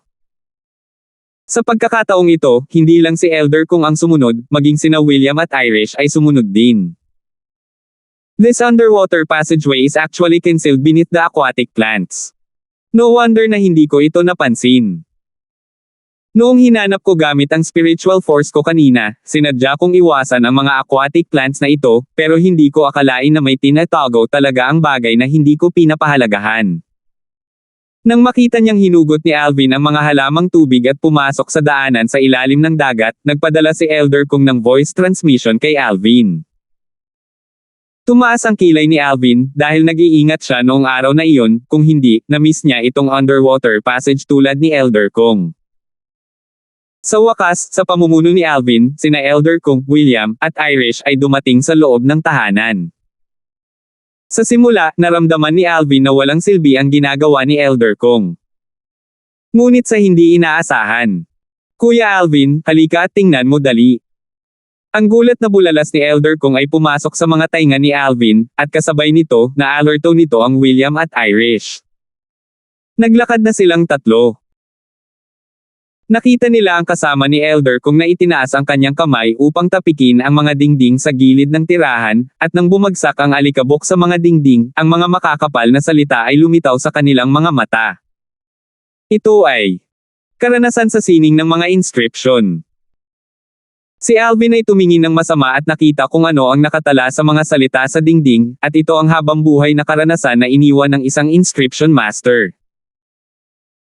Mukhang eksakto sa hula ni Brother Darfield, ang tirahan na ito ay naiwan ng dakilang Inscription Master na nag-set up ng Inscription Formation sa Soul Cleanse Pool. Ang dakilang Inscription Master na ito ay isang Void Transformation Stage Expert. Tiningnan ni Elder Kong ang mga salita sa dingding at tila siya ay nawala ng kaluluwa habang siya ay bumubulong. Ang mga salita sa dingding ay ang buong buhay na halaga ng karanasan na iniwan ng Void Transformation Stage Inscription Master, at sa isang Inscription Master, ito ay isang pinakamataas na kayamanan. Ngunit kay Alvin, hindi ito nararapat na banggitin. Ang mga karanasan sa inscription na naiwan ng Inscription Master na iyon ay ganap na hindi maihahambing sa mga karanasan sa inscription na naiwan ng Rebirth Martial Emperor. Ang mga karanasang ito sa inscription ay maaaring maging kapaki-pakinabang kay Elder Kong, ngunit wala itong silbi sa akin. Ilang sulyap lang si Alvin sa mga karanasan sa inscription sa dingding bago tumalikod dahil sa kawalan ng interes, at sinimulan niyang suriin ang paligid. Kanina, hindi niya talaga napansin ang mga salitang iyon sa dingding. Marami pa dito. Ang boses ni Irish ay tumunog, at ngayon lang napansin ni Alvin na ang dingding sa kabilang panig ay may katulad na ganap na nakasulat na mga siksik na salita. Ano ito? Sa orihinal, si Alvin ay walang gaanong interes sa mga salita sa dingding sa kabilang panig, ngunit ang mahinang bulalas ni Irish ay nakaakit pa rin ng kanyang pansin. Lumapit si Alvin. Kuya Alvin, tingnan mo ito. Inscription ba ito? Itinuro ni Irish ang isang bahagi ng dingding habang sinasabi niya kay Alvin. Napatingin si Alvin. Sa dingding, bukod sa bahagi ng mga makakapal na salita na may kaugnayan sa mga karanasan sa daw ng mga inscription, mayroong isang kakaibang tatak sa likod ng isang layer ng magaan na alikabok. Ang tatak na ito ay tila hindi ito nakasulat sa dingding. Isang tipak ng gintong liwanag ang tila nakatago sa likod ng alikabok. Ito ay bahagyang tulad ng isang inscription, ngunit tila hindi. Sa ilalim ng kanyang pag-uusisa, iniunat ni Alvin ang kanyang kamay, naglalayong panasan ng alikabok sa tatak. 439. Nangiunat ni Alvin ang kanyang kamay upang punasan ang alikabok sa estranghero na tatak, nang dumampi ang kanyang palad sa kakaibang tatak. Whoosh! May kung anong kumislap sa harap ng mga mata ni Alvin, ito ay ang kakaibang tatak na ganap na nagpakita ng sarili, at biglang sumabog sa mga gintong ilaw, na parang agad itong napalitan ng isang nakakapasong araw na walang katulad na nakakasilaw. Kasunod nito, ang maliit na nakakapasong araw na ito ay unti-unting lumabo. Agad, naramdaman ni Alvin ang isang kakaibang enerhiya na lumabas mula sa dingding at bumuhos sa kanyang palad sa sobrang bilis na naging sanhi ng kanyang takot. Sa parehong oras na naging malungkot ang ekspresyon ni Alvin, ang hibla ng sobrang kakaibang enerhiya ay direktang dumaloy patungo sa kanyang kaluluwa. She asterisk T. Nakaranas si Alvin ng alon ng gulat sa kanyang puso. Ang kaluluwa ay ang pundasyon ng isang tao. Kung ang kaluluwa ay nawasak, nangangahulugan din ito ng katapusan ng buhay ng tao, at isang walang buhay na shell lamang ang mananatili.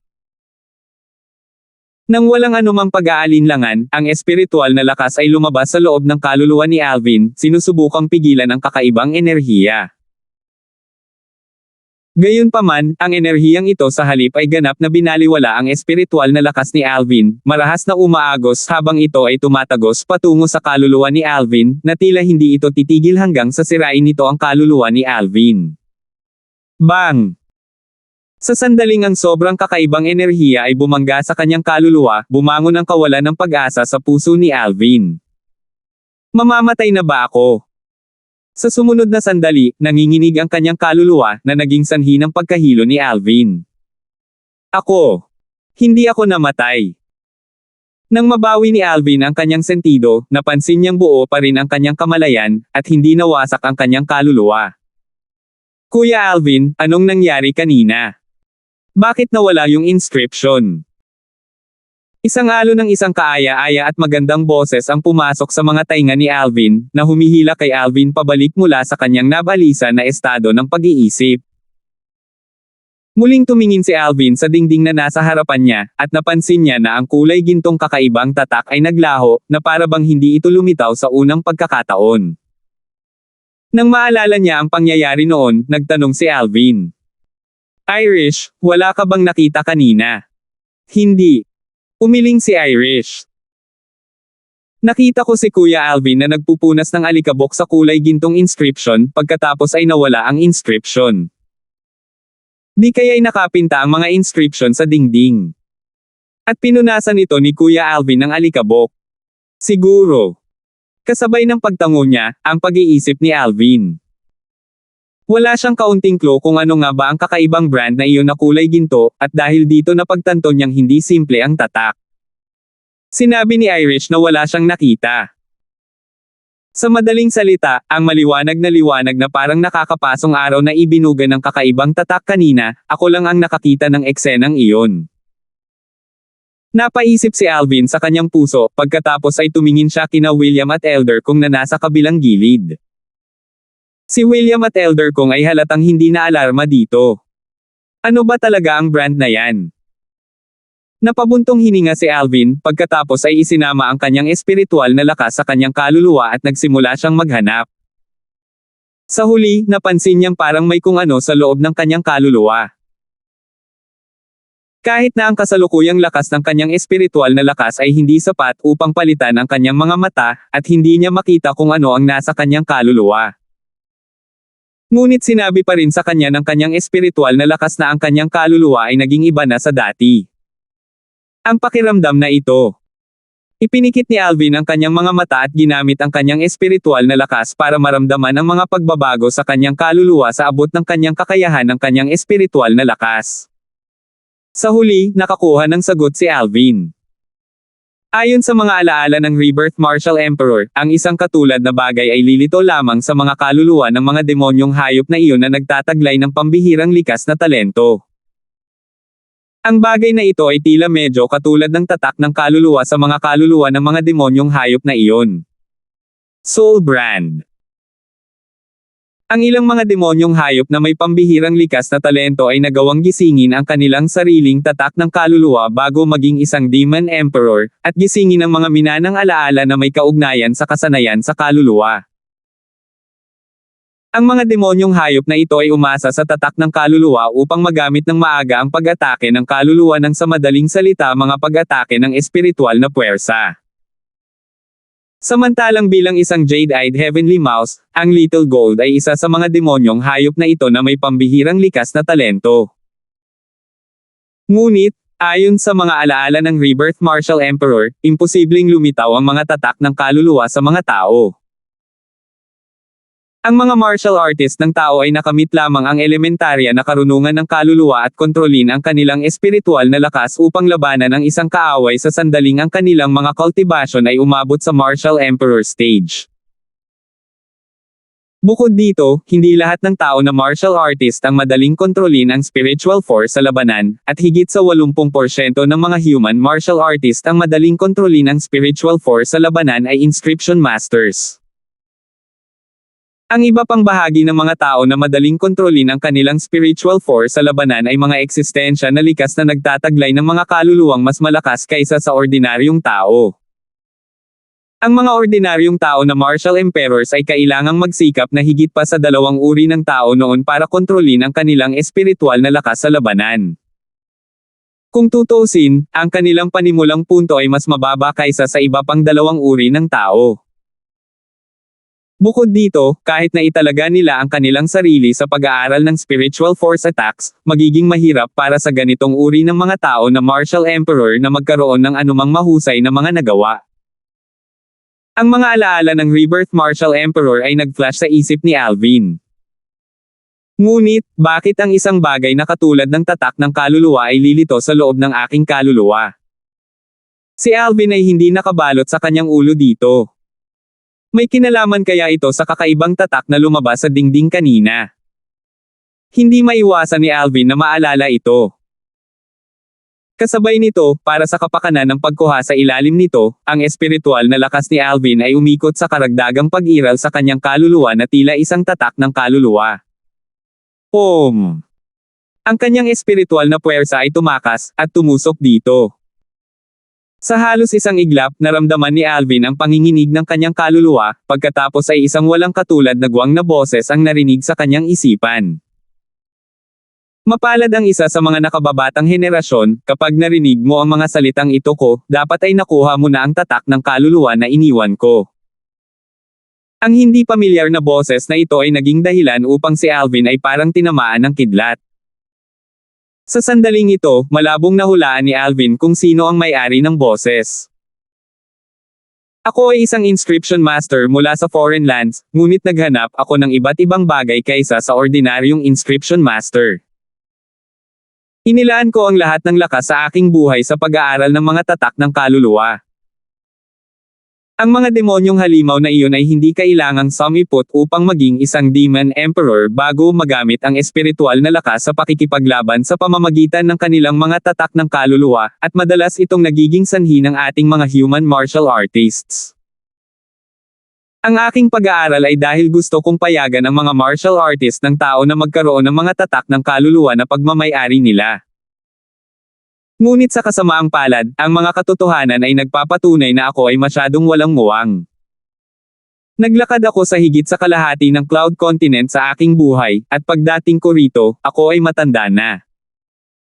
Kaya paano kung ako ay nasa Void Transformation stage?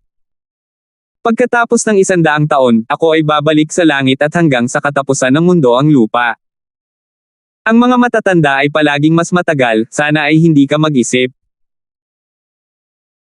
Sa buhay kong ito, kahit na hindi ako matagumpay na nagsaliksik ng tatak ng kaluluwa upang payagan ang mga martial artist ng tao na magsagawa ng mga spiritual force attacks bago makapasok sa Martial Emperor, hindi ako maaaring ituring na walang mga resulta. Ginamit ko ang binhi ng Nether Soul Fruit bilang catalyst sa aking DAO, sa script sayo ng aking kaluluwang Nether bilang catalyst. Sa buhay na ito, at sa wakas ay nakapag-iwan ako ng isang espesyal na tatak ng kaluluwa. O sa madaling salita, ang tatak ng kaluluwa na nakuha mo na ngayon. Ang mga salita kong ito ay naiwan sa loob ng tatak ng kaluluwa gamit ang isang void transmission inscription. Nang iwan ko ang tatak ng kaluluwang ito, ang haba ng buhay ko ay nasa dulo nito at nagpasya akong umalis, upang humanap ng isang tahimik at mapayapang lugar upang manirahan sa natitirang bahagi ng aking buhay. Bagaman ang tatak na ito ng kaluluwa ay hindi nagagawang payagan kang magsagawa ng mga spiritual force attacks na kayang sirain ang kaluluwa ng iba, ayon sa aking mga pagtatantya, ito ay dapat na makatulong sa iyo na magamit ang ilang mga espesyal na kakayahan ng espiritual na lakas. Kung paano eksakto, kailangan mong umasa sa iyong sarili upang malaman. Bukod dyan, dahil nagagawa mong pagsamahin ang tatak ng kaluluwa na naiwan ko, sa palagay ko ay may espesyal na bagay tungkol sa iyong espiritual na lakas, at halos tiyak na ikaw ay isang inscription master. Iniwan ko ang aking panghabang buhay na karanasan sa daw ng mga inscription sa mga dingding ng tirahan na ito, at sana ay makatulong ito sa iyo. Ang boses ay ganap na lumabas sa puntong ito, lumipas sa katahimikan. Si Alvin ay bumalik sa kanyang katinoan, at ang kanyang mga mag-aaral ay nagsikip habang ang pagkabigla ay lumitaw sa kanyang puso. Napakamangha talaga ng inscription master na ito. Huminga ng malalim si Alvin. Siya na sumanib sa mga alaala ng Rebirth Martial Emperor ay lubos na alam kung ano ang ibig sabihin ng mga gawa nitong inscription master. Kahit noong panahon ng Rebirth Martial Emperor, bagamat labis siyang interesado sa tatak ng kaluluwa ng mga demonyong hayop na iyon na may pambihirang likas na talento, tuluyan na siyang sumuko pagkatapos magsagawa ng pananaliksik sa loob ng ilang taon. Dahil, nadama ng Rebirth Martial Emperor na ang pagpapatuloy ng pananaliksik ay gumagawa lamang ng isang bagay na walang silbi. Bukod dito, ang Rebirth Martial Emperor noong panahong iyon ay ganap na hindi nangangailangan ng tatak ng kaluluwa, kaya hindi niya ito masyadong pinapansin. Bilang isang dalubhasa sa Martial Emperor stage at isang mabigat na inscription master, hanggat pinapakipot niya ang kanyang spiritual force at nawakasan ito, wala ni isang Martial Emperor sa Cloud Continent na nagawang harangan ang kanyang spiritual force attack nang hindi nasaktan. Kung ikukumpara sa Rebirth Martial Emperor, ang inscription master na ito ay mas matyaga. Ginugol niya ang buong buhay niya at sa huli, nagsaliksik siya ng isang uri ng soul brand. Ang pagkabigla sa puso ni Alvin ay unti-unting huminahon. Matapos itong kumalma, ang puso ni Alvin ay bumigat. I almost forgot something. Ayon sa mga salitang binitawan ng inscription master na iyon, siya mismo ay tila hindi alam kung ano ang mga function ng soul brand na iyon na sumanib sa kaluluwa ko ngayon, di ba? Kung gayon hindi ba't ako ang naging lab rat niya? Biglang napagtanto ni Alvin na sa hindi nila alam, tila naging test subject siya ng inscription master na iyon. Sana walang problema sa tatak ng kaluluwa na naiwan ng inscription master na iyon. Kung hindi, paglaruan talaga ako ng kamatayan niya. Hindi napigilan ni Alvin na tumawa ng mapait sa kanyang puso. Ayon sa inscription master, ang tatak ng kaluluwa sa loob ng aking kaluluwa ay hindi direktang magagamit ang aking espiritual na lakas upang labanan ang isang kaaway. Mukhang kailangan kong magsaliksik dito ng ilang oras upang malaman kung ano mismo ang gamit ng tatak ng kaluluwa na ito. Naisip ni Alvin sa kanyang puso. Kasabay nito, naalala niya ang isa pang bagay na binanggit ng inscription master kanina. Ayon sa inscription master na iyon, ang tatak ng kaluluwa na sumanib sa aking kaluluwa ay tila nilikha mula sa mga inscription na sinamahan ng binhi ng isang nether soul fruit bilang catalysta. Isang binhi ng isang nether soul fruit. Talagang walang ingat niyang sinayang ang mga regalo ng Diyos. Mukhang ang nether soul fruit na tumubo sa loob ng tirahan na ito ay malamang na lumaki mula sa binhing naiwan dito noong panahong iyon. Si Alvin ay biglang naliwanagan tungkol sa maraming bagay ngayon, at lubos niyang naunawaan ang mga ito. Ngunit sa kasamaang palad, ang halaman na lumago mula sa isang binhi ng nether soul fruit ay nagagawa lamang na bumuo ng isang nether soul fruit sa buong buhay nito. Kung hindi, maaari kong isaalang-alang ang paglipat ng halaman na ito ng nether soul fruit sa ibang lugar. Napabuntong hininga si Alvin sa sarili. 440. Ang mga pagbabago sa ekspresyon ni Alvin ay ganap na napansin ni Irish. Ngunit hindi niya lubos na alam kung ano ang nangyari, at tahimik lang siyang nakatayo doon. Sa ilang sandali, ganap na bumalik sa katinoan si Alvin. Ngayon lang niya napansin na si Elder Kong ay seryoso pa ring nag-iinspeksyon sa habang buhay na karanasan sa daw ng mga inscription na naiwan ng inscription master na iyon. Ang mga karanasang ito sa mga inscription ay ganap na walang silbi sa akin. Gayunpaman, maaari itong ituring na nakatulong kay Elder Kong. Umiling si Alvin at ngumiti. Matapos niyang mapagtanto na mangangailangan pa si Elder Kong ng isang yugto ng panahon bago ganap na masuri ang mga karanasan sa sining ng inscription sa mga dingding, diretsyong umupo si Alvin na nakakross ang paa sa kama ng bato at lubusang isinubsob ang sarili sa paglilinang pagkatapos ipaalam kay Irish na siya ay maglilinang. 9 Dragon's War Sovereign Technique, Windworm Form. Ang 2 taong kasunduan sa Zither Young Master na iyon ay nalalapit na, at si Alvin ay hindi naglakas loob kahit kaunti. Ang pagkilos ni Alvin ay napansin ni William at hindi niya maiwasang tumango bilang kasiyahan. Ang isang henyo ay hindi lubos na umasa sa likas na talento at kayamanan, at higit na umasa sa sariling pagsusumikap ng henyo.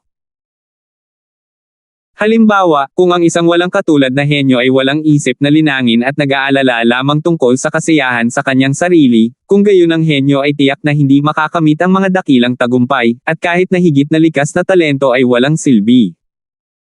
Sa lalong madaling panahon, si William at Irish ay nakaupo sa batong kama at ipinikit ang kanilang mga mata upang magtanim. Ang batong kama ay napakalaki, at parang hindi man lang masikip na may 3 tao na naka-cross-leg dito. Ganap na nakalimutan ni Alvin ang oras kung kailan siya ay lubusang nakalubog sa kanyang paglilinang. Alam lang niya na walang tigil na pagbutihin ang origin energy sa kanyang katawan, at walang tigil na pagbutihin ang kanyang cultivation. Nakahinga lang siya ng maluwag at binuksan ang kanyang mga mata nang dumating ang kanyang cultivation sa breakthrough point sa pagitan ng ika-5 antas ng Nascent Soul Stage at ang ika-6 na antas ng Nascent Soul Stage. Gobernador ng lungsod, Elder Kong, Irish. Ngayon lang napansin ni Alvin na silang tatlo ay nakaupo sa stone table sa tirahan at nag-uusap sa mahinang boses. Lahat sila ay nagpakita ng mga ngiti sa kanilang mga mukha nang mapansin nilang nagising si Alvin. Lalo na si Irish, ang kanyang pares ng mga mata na parang tubig sa taglagas ay naglabas ng mga bakas ng kaligayahan na mahirap pansinin. Kuya Alvin, gising ka na. Tumayo si Irish at bahagyang ngumiti habang nakatingin kay Alvin. Tumango si Alvin, at hindi niya maiwasang magtanong nang mapansin niya ang alon ng gutom na nagmumula sa kanyang tiyan. Gaano katagal ako nagil-inang sa oras na ito? 1.5 buwan, sabi ni Irish. 1.5 buwan. Tumaas ang kilay ni Alvin. Sa madaling salita, 4.5 buwan na lang ang natitira bago ang 2 taong kasunduan sa Zither Young Master. Kuya Kong, natapos mo na ba itong tingnan? Sinulyapan ni Alvin ang mga dingding na nakapalibot sa tirahan, pagkatapos ay tumingin sa matanda na may kulay abong damit. Oo. Nakangiting tumango ang matanda, at kumikinang ang mukha. Malinaw, ang kanyang mga natamo ay medyo malaki.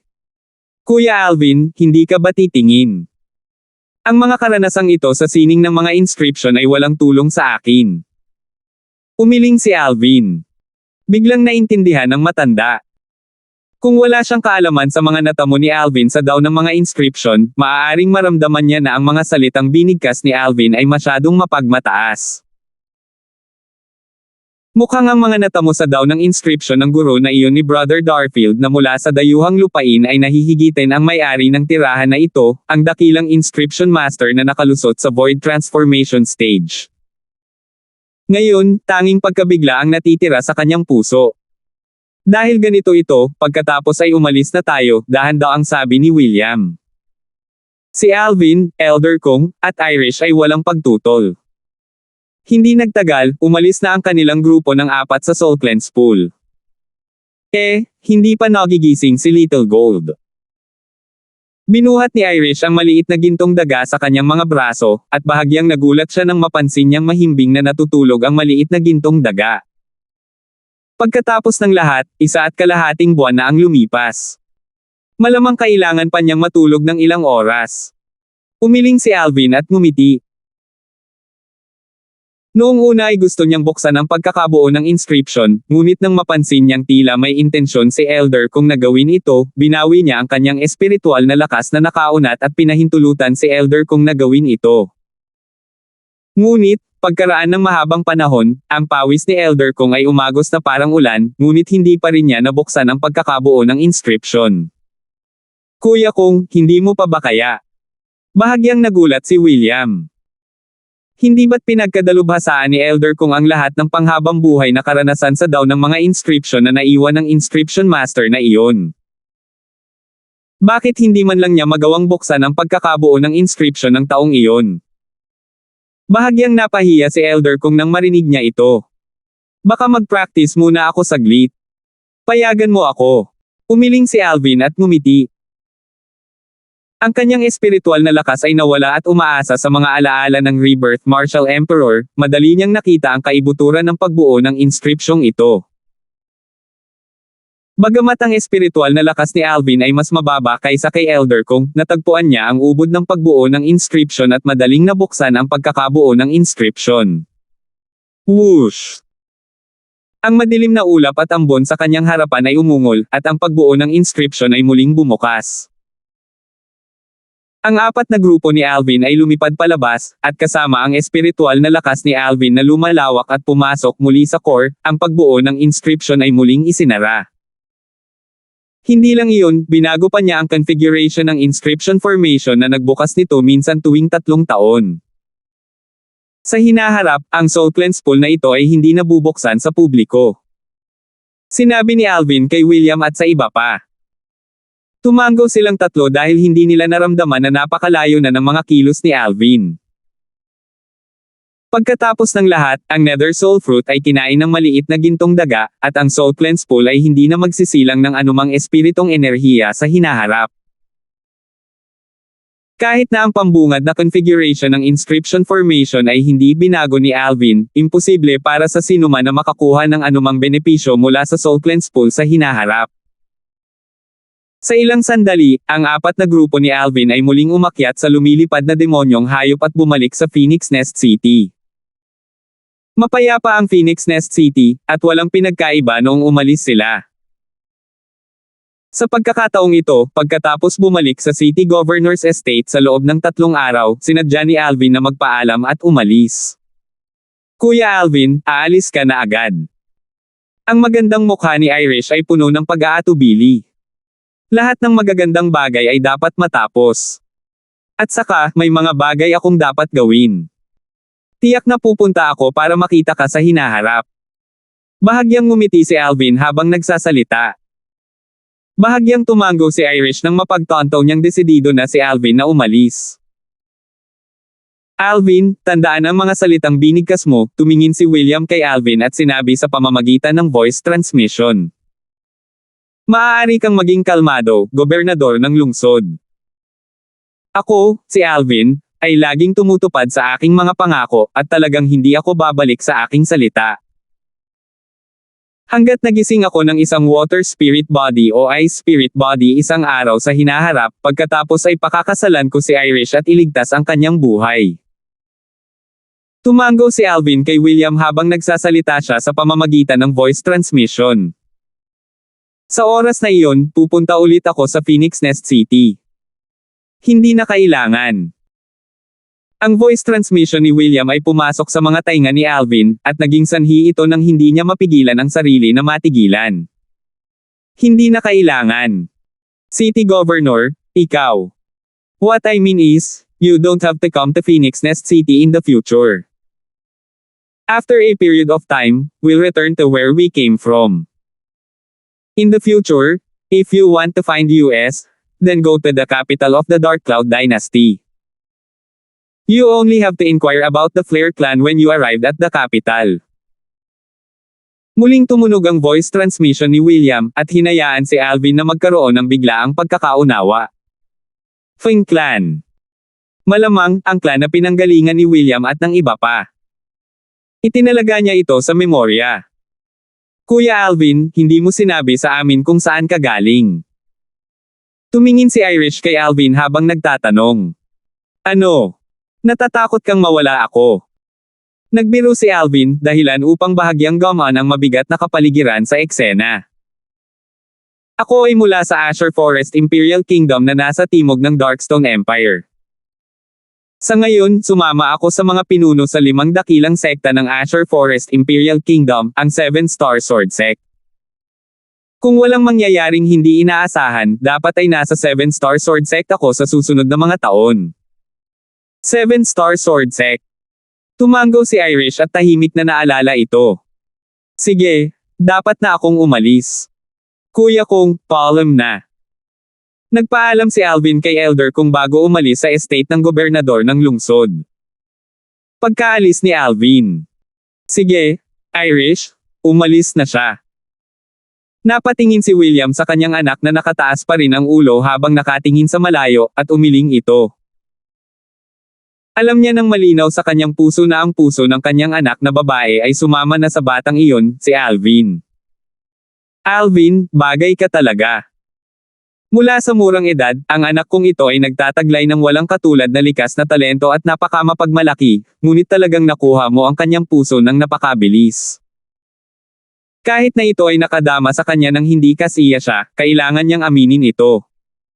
Ma'am. Inalis ni Irish ang kanyang tingin, at ang kanyang magandang mukha ay napuno ng pakiramdam ng pagkawala. Naging malungkot na naman ang kapaligiran. Sa labas ng Phoenix Nest City. Pumunta ka. Isang matangkad na kabayo na tila ba may bahid ng dugo ang bumungad sa kanila, at isang binata na nakasuot ng violet ang nakasakay dito. Eksaktong si Alvin ang kalalabas lang ng Phoenix Nest City. Nakalimutan ko na ang Little Gold ay nasa malalim na pagkakatulog. Pansamantala lang akong magmadali sa paglalakbay kasama ang isang Fergana horse. Si Alvin ay may mapait na ngiti sa kanyang mukha. Naisip lang niya ito pagkatapos niyang umalis sa City Governor's Estate. Bagamat maaari siyang humingi ng lumilipad na hayop mula kay William kung babalik siya ngayon sa City Governor's Estate, inalis niya ang kaisipang ito sa huli. Dahil hindi naman siya nagmamadali sa oras, hindi na siya manggugulo pa. Hindi niya gustong magkaroon ng pabor kay William. Hinimok ni Alvin ang kanyang kabayo na mabilis na tumakbo pasulong patungo sa timog. Patuloy na pasulong araw at gabi at pagtitiis sa hirap ng isang mahirap na paglalakbay. Para bang wala siyang patutunguhan. 4.5 buwan. I randomly go about this period of time and temper myself. Nagpasya si Alvin sa kanyang puso. 7-Star Sword Sect, Doobie Peak. Sa isang maluwang na palasyo na nakatayo sa gilid ng bundok ng Doobie Peak na parang isang halimaw na natutulog doon. Kuya Luke, Kuya Luke. Isang apurahang boses ang umalangaw-ngaw sa loob ng palasyo. Isang kabataang may berdeng damit na nasa edad 17 o 18 ang nagtulak sa pinto at pumasok. Fu! Ang asul na nakadamit na binata na nakaupo sa kama sa paglilinang ay naalarma dito, at ang biglaang pagpapasigla ay nagpaikot sa kanyang dugo sa kabilang direksyon, na naging dahilan upang siya ay pilit na iluwa ang isang subo ng dugo. Iminulat ng binata na nakadamit na asul ang kanyang mga mata, at isang malamig na liwanag na mahirap pansinin ang sumilay sa loob bago mabilis na napigilan, at pilit niyang pinalabas ang isang bakas ng ngiti habang tinitingnan ang pumasok na kabataang nakasuot ng berde. Little brother Ke, is there something that you're urgently looking for me? Alam na alam niya sa kanyang puso na bagamat pinsan niyang kapatid ang nakasuot na berdeng kabataang nauna sa kanya, malayo pa siyang may kumpara sa katayuan ng binata. Kahit sa lawak na ito ay salamat sa pinsang kapatid na ito na siya ay nakapagtanim dito. Pagkatapos ng lahat, ang palasyong kinaroroonan niya ngayon ay ang cultivation location ng isa sa 2 dakilang guardian elder ng 7-Star Sword Sect, si Elder Ming. Si Elder Ming ang dakilang lolo ng pamilya ng kanyang pinsan na kapatid. Kuya Luke, tingnan mo ito. Napatingin ang binata na nakaberdeng damit sa binata na nakaasul na nakadamit at casual na binawi ang isang maliit na booklet at binaliktad ito sa gitna bago ipasa ito. Ang mga salitang ito. Tumingin ang binata na nakasuot ng asul. Sa gitnang pahina ng maliit na booklet ay may mga salitang napakatatak sa mata. Kailangan mo nang i-cast ang sarili kung may pagnanais na linangin ang ikalawang kalahati. Kung walang pagkakastrat, mahirap magtagumpay sa banal na pamamaraan ng paglilinang. Kapag kinapan, ang muling pagsilang ay makakamit. Salamat po at sinamahan ninyo ako. Ingat lagi mga master.